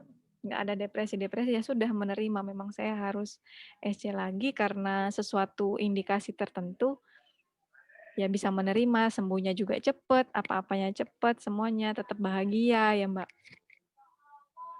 Jangan sampai depresi lah, pokoknya kasihan nanti anaknya. Bocor, ada yang bocor sebentar ya. Nah, udah silahkan dilanjutkan Mbak Musda. Seberapa pentingkah spiritual birthing dapat menunjang keberhasilan PBAC ini? Apa yang bisa kita usahakan untuk menunjang keberhasilan PBAC? Dan seberapa pentingkah pendampingan doula saat kita akan melahirkan? Oke, spiritual birthing itu kan kita melihatnya tubuh ini nggak hanya tubuh fisik, tapi juga tubuh halus, tubuh spirit. Menunjang keberhasilan sebenarnya selagi kita itu bisa mindful, kita bisa sini kini menyadari penuh apa yang sedang kita kerjakan, insya Allah tidak ada jaminan 100% pasti berhasil PBAC ya. Tapi apa yang kita lakukan secara sadar itu kemungkinan besar hasilnya akan sesuai dengan apa yang kita tuju. Kemudian usaha untuk menunjang keberhasilan PBAC sebenarnya banyak banget ya. Mungkin kalau secara teknikalnya lebih dibahas ke hari ketiga mungkin ya Mbak Ica. Dan kalau yang ikut grupnya Mbak Ica pasti PR-nya banyak banget. Dapat bocoran sih gitu katanya. Nah coba nanti itu PR-nya apa aja. Ya kan PR-nya kan dirangkum dari Mbak Tata dulu. Tanya ke Mbak Ica ya. PR-nya dari Mbak Tata terus dirangkum. Grupnya itu.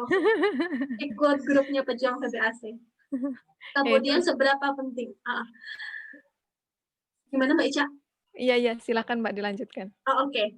Seberapa pentingkah pendampingan doula? Jadi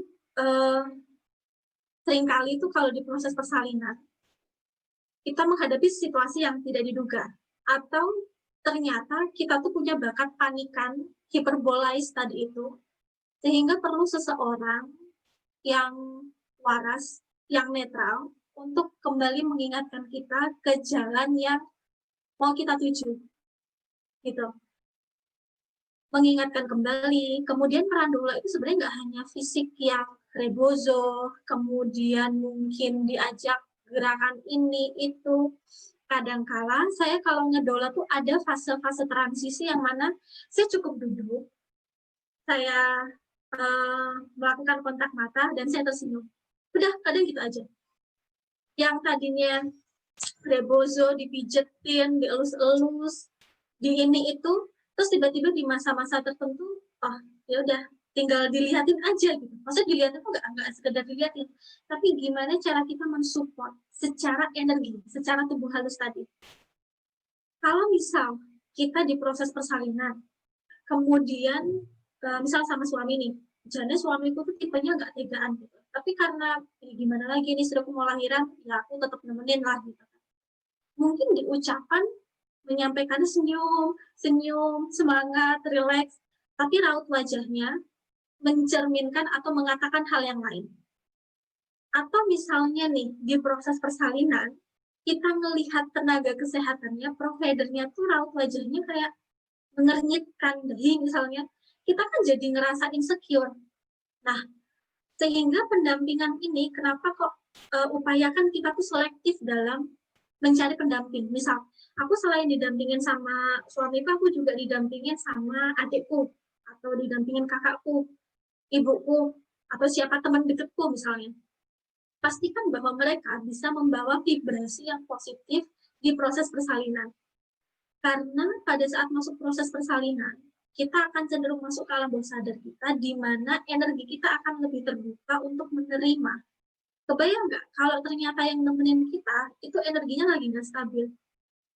Ya kemungkinan besar tuh kadang proses persalinannya jadi macet. Entah bukaannya jadi lama, entah kontraksinya jadi nggak ada kuat, dan sebagainya. Atau mungkin yang sudah pernah menikmati gelombang rahim, ngamatin nggak sih kalau misal di rumah rasanya udah intens, tapi begitu datang ke tempat bersalin, kok tiba-tiba dia nggak intens lagi ya? Atau misalnya aku ngedoula gitu. Biasanya kalau aku ngedoula tuh aku amatin kontraksinya pasti akan beda dulu. Nggak bener-bener kontraksi yang tadi udah teratur. Karena kehadiranku atau keberadaan suatu lingkungan itu vibrasinya beda. Itu perlu penyelarasan. Nah, makanya seberapa penting pendamping doula, coba tanya ke diri kita sendiri. Itu sebenarnya kita udah tahu jawabannya. Karena ada juga yang tanpa doula mereka bisa menguasai dirinya sendiri.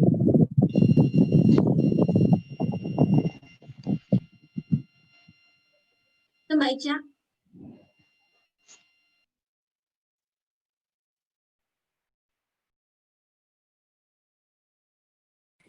Bentar ada yang bocor, Mbak. Udah. Oke. Udah diatasi. Ya. Lanjut. Posisi janin masih posterior dan terdapat lilitan tali pusar. Gerakan apa yang bisa mengubah posisi menjadi anterior dan menghilangkan lilitan? Pertanyaan yang mirip juga tentang posisi janin. Riwayat kehamilan pertama bayi sungsang dan HB rendah hanya 9. Bagaimana tips-tips agar masalah saya terdahulu tidak terulang kembali? Oke. Kalau gerakan prinsipnya adalah untuk yang posterior dulu ya. Kalau posterior itu kan punggungnya berarti di belakang. Kita mengupayakan agar punggung janin itu di depan. Biasanya kita menggunakan gerakan-gerakan yang dibantu dengan gravitasi bumi. Jadi kayak gerakan table, posisi merangkak, posisi yang perut itu menghadap ke bawah, tapi nggak tengkurap ya. Ditahan sama tangan atau ditahan sama kaki sama lutut gitu. Nah, harapannya adalah gravitasi ini bisa ngebantu punggung janin berpindah ke bawah, yaitu ke bagian perut depan. Karena bagian terbesar janin itu sebenarnya kepala. Makanya kenapa kok persalinan pertama dianjurkan kepalanya dulu yang lahir, atau presentasi kepala, karena kepalanya lebih gede daripada badan. Tapi bagian yang paling berat itu adalah punggungnya. Bagian pantat punggung itu dia paling berat, tapi bagian yang paling besar itu adalah kepala. Makanya kalau posterior kita pakai posisi-posisi yang bisa tarik bagian terberat itu jadi ke depan. Kemudian untuk lilitan tali pusar itu biasanya kita gerakan-gerakan yang hampir sama dengan gerakan yang kalau janinnya masih sungsang. Jadi kita ngasih ruangan agar si janin bisa lebih mudah lilitannya. Gitu.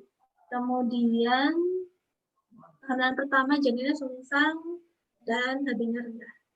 Nah, sebelum ke tips-tipsnya, biasanya saya selalu ngajak untuk evaluasi dulu deh kehamilan yang sebelumnya. Kira-kira kenapa sungsang? Kira-kira kenapa HB-nya rendah? Kadangkala tuh, misal gini, posisi janinnya sungsang. Nah, aku udah exercise ini itu, latihannya rutin ini itu. Tapi tadi, tubuh itu bukan hanya tubuh fisik, tapi juga ada tubuh spirit. Secara fisik, kita mempersiapkannya secara matang. Tapi ternyata secara spirit, masih ada ketakutan yang luar biasa besar menghadapi proses persalinan. Sehingga tanpa sadar irama detak jantung kita nggak stabil, kadang kita tahan nafas,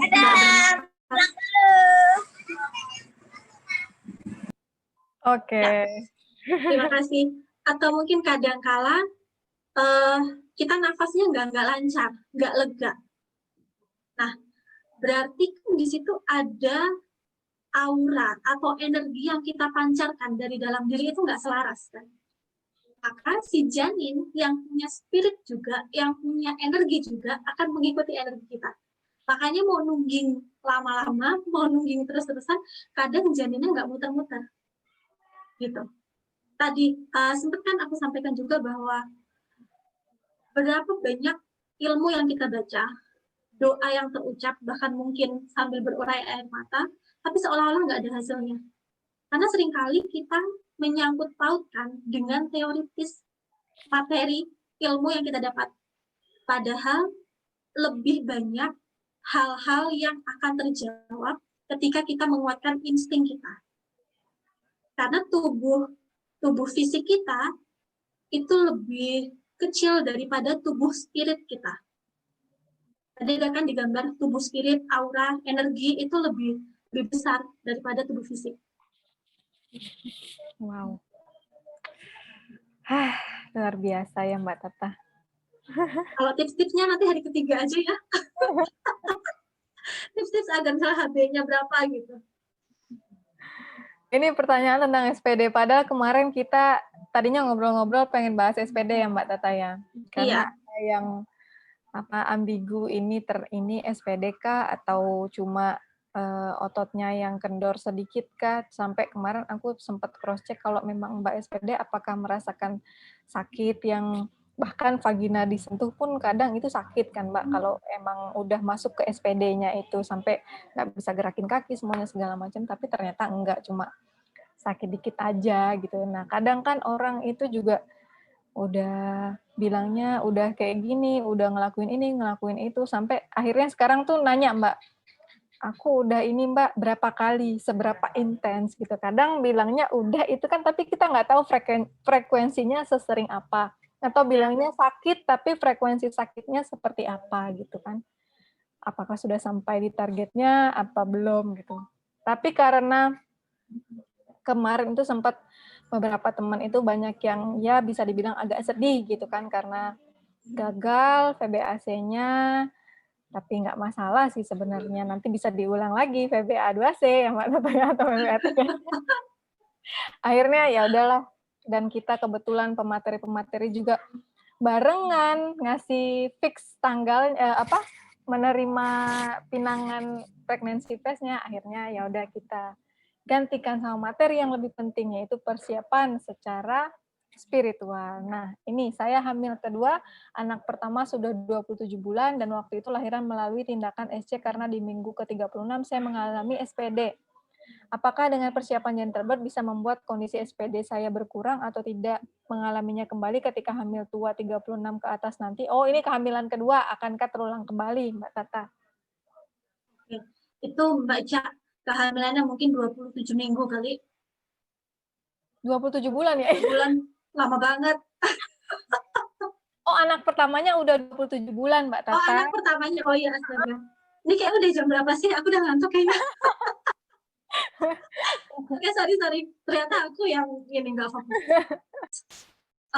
persiapan gentle birth bisa membuat kondisi STD saya berkurang. Bisa kalau dilakukannya secara mindful, secara kesadaran penuh. Tadi yang dibilang sama Mbak Ica, memang latihannya intens gitu. Kalau saya misalnya saya duduk dengan posisi yang benar, itu juga bisa dibilang yoga loh. Makanya kalau misal, lu udah yoga, saya udah yoga, lu udah yoga gitu. Udah hipno juga, tapi ternyata nggak merasuk ke dalam jiwa. Karena sebetulnya kalau kita mau ngobrolin yoga, yoga itu bukan hanya sekedar menggerakkan tubuh, tapi bagaimana cara kita mengerjakan sampai ke tingkatan ligamennya, sel-selnya gitu. Sama halnya kayak atlet deh. Kalau atlet atau yang di tempat fitness-fitness gitu, mereka kan punya goals yang ngebentuk tubuh. Kadang-kala kan tidak cuma fisik, mereka harus di-maintain juga dengan pola makan yang baik. Atlet-atlet itu ada apa sih aturan makannya gimana gitu. Nah, ketika kita mau bersalin, itu tuh kita juga mempersiapkan itu loh. Makanya kalau misal yoga, tapi kelihatannya kok yoganya kayak aras-arasan itu, ototnya nggak dikerjain tuh kadang, gimana ya ini otot-ototnya mau menerima pesan yang dilatih. Gitu. Ya kan? Iya. Jadi SPD pertama itu akankah terulang kembali kalau misalnya dia hamil lagi? Nggak selalu. Aku juga dulu hamil pertama SPD-nya parah banget Mbak Tata. Tapi di akhirnya di kehamilan kedua kan aku nggak mau kecolongan sama SPD. Sebelum janinku besar aku udah harus curi stat dulu, kencengin otot dulu sama ligamen biar nggak terulang kembali. Karena SPD itu sakitnya bukan main loh. Kita jalan aja nggak bisa jalan, nggak bisa gerakin badan, apalagi mohon maaf mikirin HB ya, aduh mikiran hubungan sama suami tuh nggak bisa nyampe ke sana, soalnya ini kaki aja udah sampai ujung kaki, sakitnya udah sampai ujung kaki gitu kan, sedangkan ada kewajiban itu, dan sedangkan hubungan itu kan bisa jadi induksi yang alami kan Mbak Tata, akhirnya ya sudah. Jangan, pokoknya nanti ini Mbak siapa tadi ya? Yang kasih pertanyaan, jangan sampai kecolongan lagi kalau hamil yang kedua nanti, yoga yang benar sedini mungkin. Kuatkan ototnya dan ligamennya sedini mungkin biar nggak kambuh. Alhamdulillah aku nggak kambuh di kehamilan yang kedua. Oke Mbak Musda, silahkan lanjutkan. Apakah ada yoga khusus bagi yang memiliki penyulit kehamilan, misal hipertensi, plasenta previa, DM, atau penyakit asam urat atau kolesterol? Pertanyaan yang hampir sama. Saya sudah 2 kali keguguran karena tekanan darah selalu tinggi. Saat hamil selalu cemas. Apakah dengan yoga bisa mengatasi masalah ketakutan gagal dan trauma keguguran? Apakah yoga boleh dilakukan untuk orang hipertensi? Oke. Yoga itu dia punya prasyarat khusus. Jadi kalau dibilang ada yoga khusus, ada, atau bahkan mungkin kemudian nggak bisa melakukan yoga sama sekali. Contoh, kalau memang plasenta previa, kemudian ada riwayat flek berulang, biasanya tidak dianjurkan untuk yoga. Stretching lembut bisa sih, cuma bukan yoga yang seperti kita lihat di sosial media, gerakannya ini itu gitu. Kemudian dia lebih bisa dipersiapkan untuk hipnobirthing-nya, kemudian komunikasi ke janin gitu sih. Lalu untuk yang pertanyaan selanjutnya berkaitan dengan kecemasan ya. Kalau kecemasan, ketakutan itu lebih cenderung bukan ke yoga ya, tapi lebih ke hipnobirthing-nya. Karena kalau yoga itu kan kita melatih fisik. Walaupun ada relaksasi, ada latihan nafas, yang dia juga berkaitan dengan kecemasan, kekhawatiran, tapi kita juga harus melatih lebih dalam untuk di bagian psikisnya dan mentalnya dengan hipnobirthing.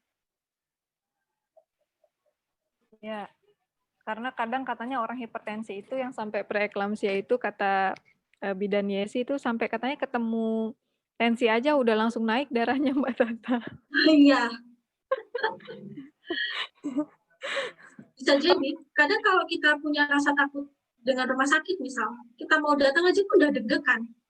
Di tensi pasti tinggi gitu. Atau semalaman nggak bisa tidur dengan nyenyak, ya pasti tensinya tinggi. Atau mungkin akan ngedrop. Oke. Jadi kalau hipertensi itu bisa dengan hipnobirthing ya, Ibu-ibu. Kalau yoga itu untuk latihan fisik, asam urat, kolesterol itu olahraga yang bisa sakit yang bisa dirilis dengan olahraga berarti pakai yoga bisa ya Mbak Tata ya. Karena kalau yoga sama Mbak Tata jangan samakan sama yoga yang di YouTube ya. Pasti setelahnya gobyos. Biarpun jangan kira yoga itu cuma gerakan gitu aja, gampang lah. Tapi kalau udah latihan yoga sama Mbak Tata, jangan harap lemes. Pasti kenceng banget. Dan ngerasain abis itu, oh ternyata beda banget ya yoga. Dan pasti ketagihan, pasti mau ikut kelas terus. Karena ternyata beda, bukan kayak senam hamil. Lanjut ya Mbak. Di leher janin terdapat lilitan tali pusar. Adakah upaya selain berdoa dan stimulus ajak janin berbicara? Pertanyaannya hampir sama. Riwayat anak pertama leher terlilit 2 kali tali pusar, erat. Anak kedua meninggal dengan riwayat polihidromion dan ada cairan di kepala. Masih bisakah saya melahirkan normal? Oke, untuk yang pertanyaan pertama, selain berdoa dan stimulus, coba berpasrah. Siapa tahu berdoanya kita tuh maksa, stimulusnya juga kita maksa. Kadang kita tuh ngerasa, aku udah mentok loh, semuanya udah tak coba gitu. Berpasrahnya belum kali. Dan berpasrah itu luar biasa banget, nggak mudah. Itu menurutku yang paling menantang itu di berpasrahnya. Kemudian kan stimulus itu macam-macam ya, bisa komunikasi atau misal tadi dengan gerakan yang seperti kita mentreatment janin yang masih sungsang, ngasih ruangan gitu. Mungkin itu kali ya, selain stimulus ajak janin berbicara, bisa dengan posisi ibu dan berpasrah itu tadi. Berpasrah itu bukan berarti menyerah ya, tapi coba yang dalam berdoa dan menstimulasi itu dilakukan secara sadar, secara tulus, bukan memaksa. Karena seringkali itu kita maksa loh sama janin. Kemudian pertanyaan, terlilit 2 kali, kemudian riwayat. Nah, itu sebenarnya bukan indikasi untuk harus dilakukan SC ulang sih. Ketika kehamilan ini dia sehat, posisi janinnya lolos untuk jadi kandidat VBAC, bisa diupayakan untuk melahirkan secara pertanian. Oke, lanjut Mbak Musda.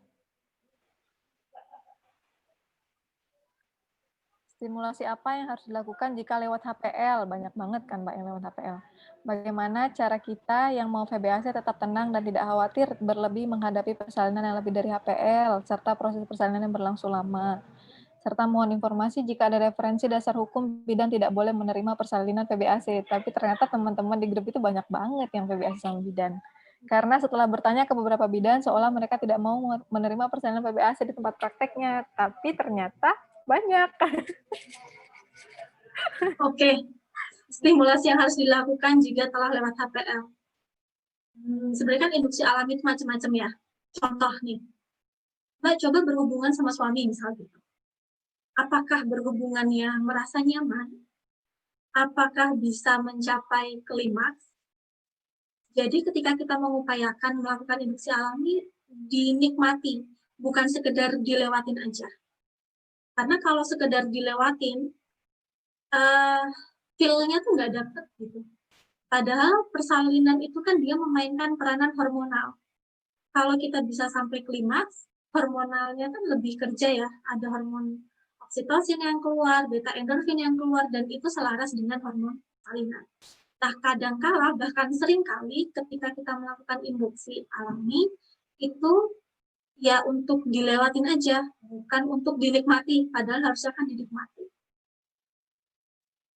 Jadi stimulasi apa yang dilakukan, coba dinikmati deh, stimulasinya dinikmati, kemudian lepaskan ego, kemelekatan kita terhadap harapan-harapan. Karena biasanya kemelekatan itu yang justru ngebuat nggak jadi-jadi gitu. Kemudian supaya tetap tenang dan tidak khawatir. Kalau aku boleh bilang ya, nggak mungkin nggak khawatir, nggak mungkin nggak kepikiran. Pasti akan khawatir dan pasti akan kepikiran. Tapi gimana caranya kita tetap menjaga ketenangan? Paling basic adalah nafas, atur nafasnya. Kemudian bisa lakukan relaksasi, hypnobirthing, lalu cari support system, misalnya lingkunganku nggak begitu support ya Mbak, tapi mungkin ada teman 1-2 yang bisa mensupport, coba hubungin mereka gitu, supaya kita dapat vibrasi yang lebih positif. Kemudian kalau proses persalinan berlangsung lama, coba cek ada nggak yang kira-kira masih mengganjal. Siapa tahu ada yang masih ganjal tapi kita nggak mau ngakuin. Atau bisa juga, sebenarnya ini apa ya, ngelihatnya nggak cuma dari satu sisi sih. Kalau tadi kan saya menyampaikan, ada nggak yang masih kepikiran, masih gondeli, masih nahan-nahan untuk kita nggak rilis gitu. Tapi bisa jadi juga mungkin karena HB-nya rendah. Jadi holistik banget sih, nggak bisa dipandang dari satu kacamata aja. Karena HB rendah ternyata juga bisa membuat proses persalinan jadi lama, atau kontraksi atau gelombang rahim itu jadi nggak ada tuh. Referensi dasar hukum, nah tadi saya, karena aku tuh udah lama banget ya nggak ngebuka-buka soal peraturan Kemenkes gitu, tadi saya sempat googling, dan sebenarnya memang kalau VBAC itu idealnya memang, ini kita jadi nyebut ini ya, jenis tenaga kesehatannya. Bidan itu memang tidak apa ya, tidak memiliki kewenangan secara penuh untuk menolong persalinan VBAC. Tapi jika memang di wilayah tersebut tidak memungkinkan ada lokasi yang dekat, atau misalnya tiba-tiba datang bukaan udah gede, ya itu udah kondisi yang mana kita kan nggak mungkin terus merujuk atau menolak ibu yang mau bersalin. Gitu. Jadi ada case-case tertentu. Cuma kalau itu direncanakan, biasanya tetap kita kolaborasi dengan tempat bersalin yang apa ya, yang lebih capable. Misal, kok perlu ada treatment khusus lagi.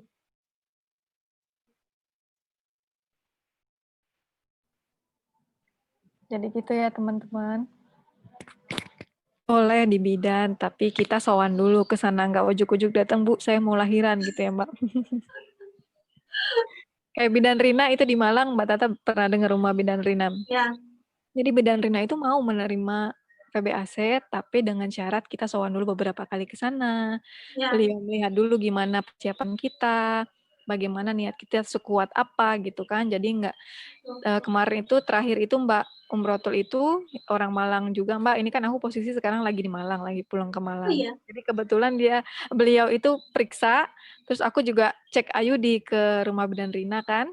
Udah waktunya kontrol tapi masih posisi di Malang, ya udah aku ke Bidan Rina aja. Dan barengan ya udah aku bilang aja, coba Mbak ditanyain. Menurut kita kan selama ini mbaknya kan selama ini mengerjakan PR dari grup. Nah, coba tanya kalau dari Bidan Rina itu PR-nya apa? Karena biar selaras, biar apa namanya, biar sesuai sama sejalan sama Bidan Rinanya. Jangan sampai nggak sesuai, nanti ada sesuatu yang mengganjal menurut Bidan Rina nggak boleh kan, ya nanti cari provider, mau lahiran, udah dekat lahiran, bingung cari provider lain kan susah, ya kan? Lanjut Karena Mbak.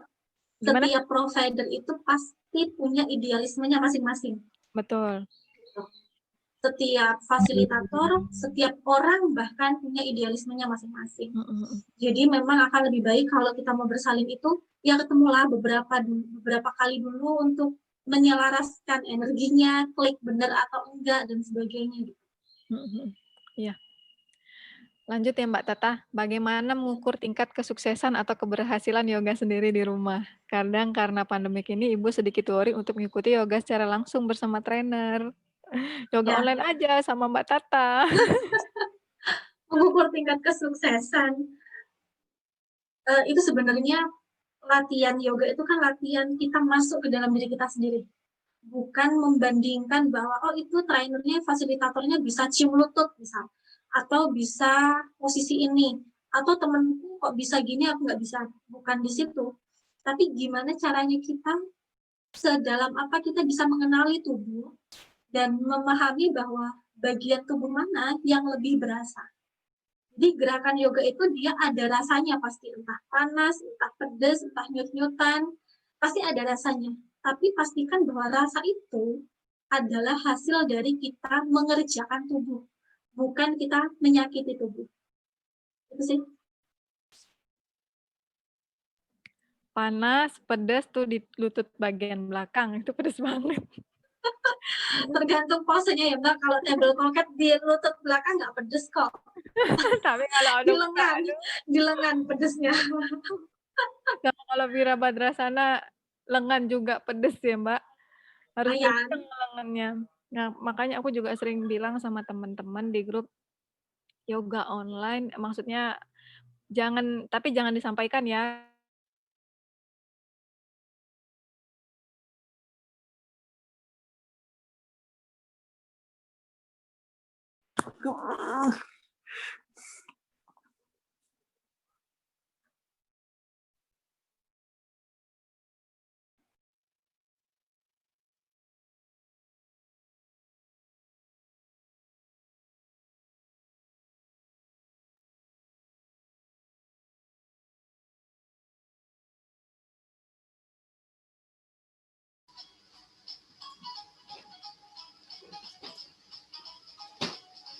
Mbak Icanya keputus Iya. kayaknya Mbak Tata ya. Iya, mau kita lanjut aja dulu kan Mbak? Pertanyaannya udah habis sih kebetulan. Alhamdulillah.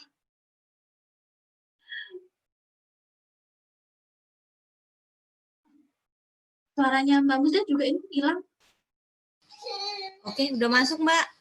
Sudah masuk. Pertanyaannya kebetulan udah habis. Oke.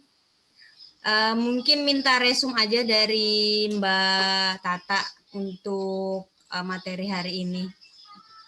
Kesimpulannya. Kesimpulannya. Oke. Jadi karena hari ini saya dapat kejatah yang bagian spiritualnya, kementalnya, bukan karena fisik ya. Jadi coba kita lebih masuk ke dalam diri kita. Di luaran sana begitu banyak jenis kelas yang bisa kita ikutin, tapi tidak semua itu juga akan match dengan kebutuhan kita. Kita tahu bahwa itu match dengan kita atau tidak, ya satu-satunya cara adalah kita mengenali diri kita dulu. Sebetulnya kebutuhanku apa sih? Kekhawatiranku di mana? Kemudian kondisiku seperti apa? Nah, dari situ kita baru akan bisa mempersiapkan dengan lebih maksimal. Karena seringkali ketika kita mempersiapkan sesuai cita-cita atau harapan orang lain. Padahal sebetulnya kita adalah manusia yang unik, setiap proses persalinan unik, jadi itu kita coba masuk lagi ke dalam diri kita. Itu sih Mbak Musda. Oke, terima kasih Mbak Ica. Halo, sorry keputus ya. Lanjut Mbak. Lanjut ya. Mbak Tata, ini ada beberapa pertanyaan, masih ada waktu beberapa menit.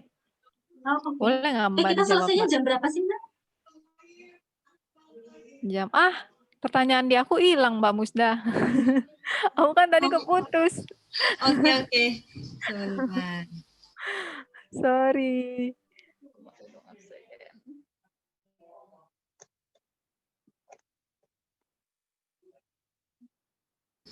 Ini aja deh, apa bedanya ikut kelas yoga prenatal dengan bidan, dengan instruktur yoga yang bukan bidan tapi sudah bersertifikasi? Bedanya bidan dengan yang bukan bidan tapi sudah tersertifikasi. Ya, benar Mbak. Sebetulnya kalau itu ranahnya yoga ya, bidan pun juga harus tersertifikasi. Karena yoga itu penuh dengan pakem, punya tata krama juga dalam yoga. Jadi kalau memang sudah punya sertifikasi, even bukan bidan, menurutku nggak apa-apa sih, karena juga tujuan di yoga itu kan mengerjakan ligamen tubuh ya. Dan ketika mereka yang bukan bidan itu mengikuti pelatihan untuk prenatal yoga, pasti juga dibekali ilmu tentang proses persalinan walaupun tidak semendalam bidan yang memang ranahnya di situ. Gitu. Di event bidan pun tetap yang mereka bersertifikasi.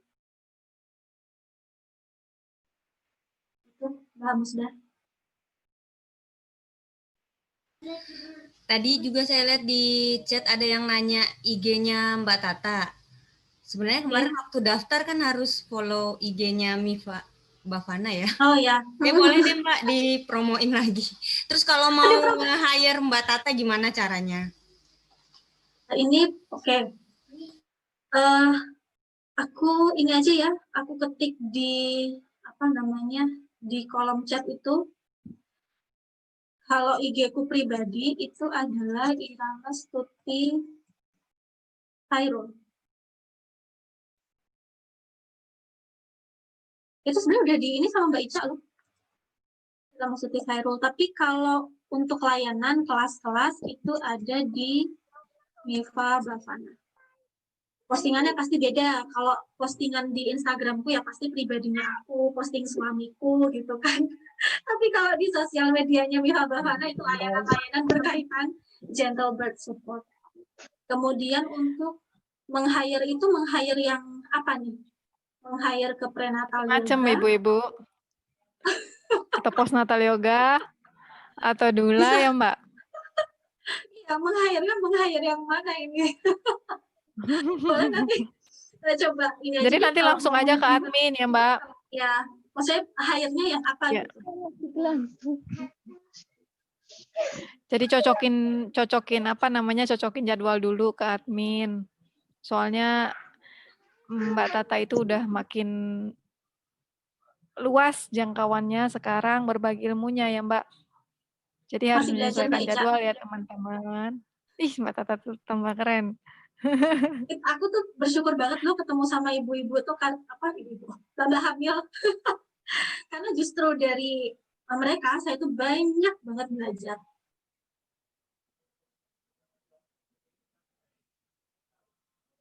Nah, ini nih Mbak, sering banget ada pertanyaan, Mbak, kalau kurus dan tubuh kecil, apa panggulnya pasti sempit? Nggak selalu sih. Hmm, Karena sebetulnya mau dibilang panggil sempit, itu prosentasenya kan kecil ya. Lebih seringnya tuh ke mau presentasi posisi janinnya. Jadi posisi janinnya yang tidak fit dengan panggul, bukan berarti janinnya kebesaran, mungkin kepalanya di bawah sih, kepalanya masuk panggul tapi bukan ubur-ubur kecilnya yang di bawah. Atau misalnya ngerasa yang badanku mungil misalnya gitu, imut, ya disesuaikan aja berat janinnya juga yang imut, jangan yang gede-gede. Nah itu termasuk gini, kita mau mempersiapkan persalinan, lihat ke dalam diri kita. Kalau menyadari bahwa aku kayaknya nafasnya pendek-pendek deh, terus habis itu aku ngejennya nggak bisa yang powerful banget, ya janinnya jangan gede-gede lah. Even di luaran sana banyak yang, wah itu misalnya tingginya sekian, berat janinnya bisa 4, sekian misal gitu. Kita nggak bisa menyamakan ukuran tubuh kita dengan tubuh orang lain. Persiapannya pasti beda, support sistemnya pasti beda. Kehamilan kita dengan tubuh yang sama, tapi kehamilan yang berbeda, pasti hasilnya akan beda juga. Mbak Tata, coba disampaikan Mbak, hal kemarin yang aku mes banget juga dari Mbak Tata, pernyataan dari Mbak Tata bilang bahwa berat badan janin itu tidak hanya pengaruh saat dia lahir, bahkan sampai nyawanya setelah lahir pun itu pengaruh banget sama berat badan janinnya yang misalnya yang besar itu loh Mbak Tata. Terakhir kita ngobrol-ngobrol itu. Aku meloading itu. Yang yang kalau berat janinnya besar terus lahirnya kadang perlu perhatian khusus. Rakus itu loh. Yang rakus itu jadinya Mbak Tata. Dia perlu asupan makanan lebih banyak, akhirnya si anak gawat dan dia harus dirawat itu loh. Jadi janin itu kan kalau masih di dalam rahim kita tuh semua asupannya dari ibu gitu kan. Apa yang kita makan, apa yang kita minum, baik itu makanan berwujud makanan atau makanan berupa pikiran, itu kan semua diproses sama janin. Nah, setelah si janin ini lahir menjadi bayi, berarti kan dia berupaya sendiri untuk bisa mendapatkan asupan itu tadi. Nah, ketika dia sudah lahir, kan ada proses menyusui tuh. Menyusui itu kan juga sebuah tantangan tersendiri yang nggak semua orang, semua ibu langsung bisa klik untuk nyusuin, cocok, langsung nggak ada keluhan, kan nggak semuanya langsung gitu, perlu proses. Makanya kadang kalau bayi lahirnya besar, itu perlu pemantauan lebih lebih intens daripada yang beratnya maksudnya beratnya yang ideal. Karena begitu dia lahir, yang terbiasa mendapatkan asupan tinggi dari ibu, tiba-tiba harus menyusu dan kadang menyusunya nggak langsung lancar, atau mungkin ASI-nya nggak langsung keluar, dia kan akan mengalami penurunan glukosa dengan tiba-tiba. Nah, itu kadang membuat posisi janin posisi bayi jadi tidak stabil. Jadi setiap sesuatu itu pasti ada sesuatunya juga. Itu Mbak Ica. Terus misalnya gini juga, ini tentang proses persalinan ya, maaf, karena kepikiran aja tiba-tiba mau ngebahas ini. Kadang tuh kita menginginkan proses persalinan cepat, kilat, gitu langsung lahir tanpa melewati kontraksi yang panjang. Ya nggak sih? Kayaknya nikmat banget. Tapi tahukah bahwa proses persalinan yang cepat itu juga memiliki kemungkinan perdarahan yang lebih besar. Wow. Karena prosesnya tiba-tiba.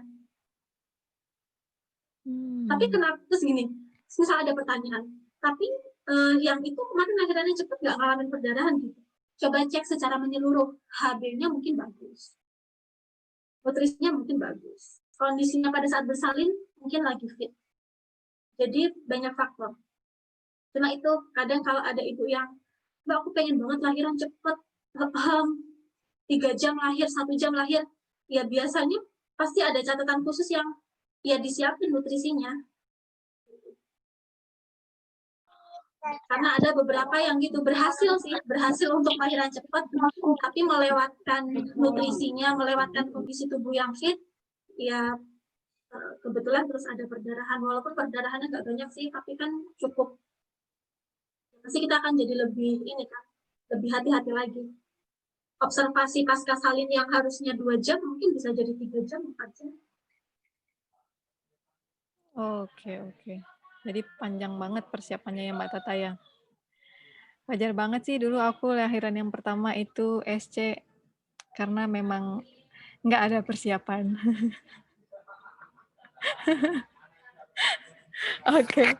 Oke, udah cukup. Kira-kira gimana? Oke.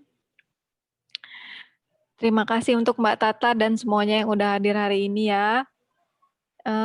Sudah di absen tadi sama, oh ini ada yang nanya nih. Mbak Ica anaknya berapa? Mbak Ica anaknya berapa? Anak saya 2 Mbak, yang pertama sesar, yang kedua PBAC. Mbak ini kalau minus mata tinggi hampir 8, apa iya nggak bisa melahirkan normal? Biasanya tetap cek ke dokter mata dulu ya. Kemudian sebenarnya kenapa yang kadang minusnya besar itu dikhawatirkan untuk tidak boleh lahiran secara normal, lebih kepada ngejennya bisa nggak sih kalau lembut. Nah, itu kan perlu persiapan, nafasnya harus panjang, harus kuat, teknik ngejennya harus yang pas gitu. Padahal mungkin kalau yang udah pada berhasil VBAC misal, atau pernah mengalami proses persalinan bervagina, ngejen itu nggak selalu semua orang pasti langsung connect yang sekali 2 kali ngejen. Kadang ada yang setengah jam, 1 jam, hampir 2 jam ngejen terus-terusan nggak lahir-lahir. Nah itu yang dikhawatirkan. Makanya perlu persiapan. Betul. Provider juga itu yang Mbak, kadang ada provider yang harus ngejen gitu kan, nggak boleh nggak ngejen, itu yang terus-terusan kayak tukang parkir. Ayo terus, lanjut Bu, lanjut. Karena zaman kita sekolah dulu ada batasan waktu. Kalau bayi itu nggak boleh terlalu lama di situ, misal gitu. Nanti asfiksi, nggak bisa langsung nafas dan sebagainya gitu. Oke. Ini udah semakin malam Ya, ternyata Mbak semakin Ica, banyak. kita selesai jam berapa sih? Kita selesai jam berapa sebetulnya? 21.30. 21.30 ini udah habis teman-teman. Masih ada pertanyaan, semoga nanti ada kelas-kelas selanjutnya lah ya, atau nanti langsung aja ambil kelas sama Mbak Tata ya. Langsung ke admin Nifa Bavana. Aku rekomen banget lah pokoknya. Mbak, ini satu terakhir. Dia yang tadi nanya tentang Zumba prenatal. Lebih nyaman Zumba. Gimana, Mbak? Boleh, Terakhir. silahkan.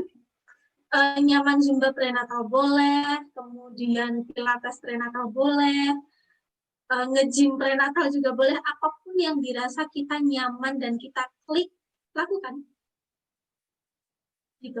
Oke. Karena kalau berdasarkan itu tadi loh, menurut ini gini, menurut itu gitu, kita lupa pakaian kita sendiri, padahal nggak selalu fit kan sama kita. Oke, udah ya, cukup ya ibu-ibu ya. Nanti kita lanjut lagi. Nanti ini kalau lanjut sampai subuh nanti, nggak selesai-selesai. Kalau sampai subuh aku Mbak Tata tinggal harus duluan, Mbak. istirahat. Lanjut terus soalnya pertanyaannya. Silakan ambil kelas aja sama Mbak Tata. Ya? Langsung hubungi admin nih, Bavana. Boleh di DM silahkan, atau nanti kalau perlu nomornya nanti saya share di grup. Ya udah sering kok di-share di grup, tetap ada yang minta terus. Ya Mbak Tata. Oke, terima kasih ibu-ibu semuanya yang udah bertahan sampai ada yang udah ngantuk-ngantuk tapi tetap penasaran masih pengen ikut. Alhamdulillah hari ini penuh dengan ilmu-ilmu baru, bahkan aku sendiri yang sering ketemu Mbak Tata pun masih dapat banyak ilmu baru hari ini, apalagi yang belum pernah ketemu kan. Banyak banget ilmu baru dari Mbak Tata.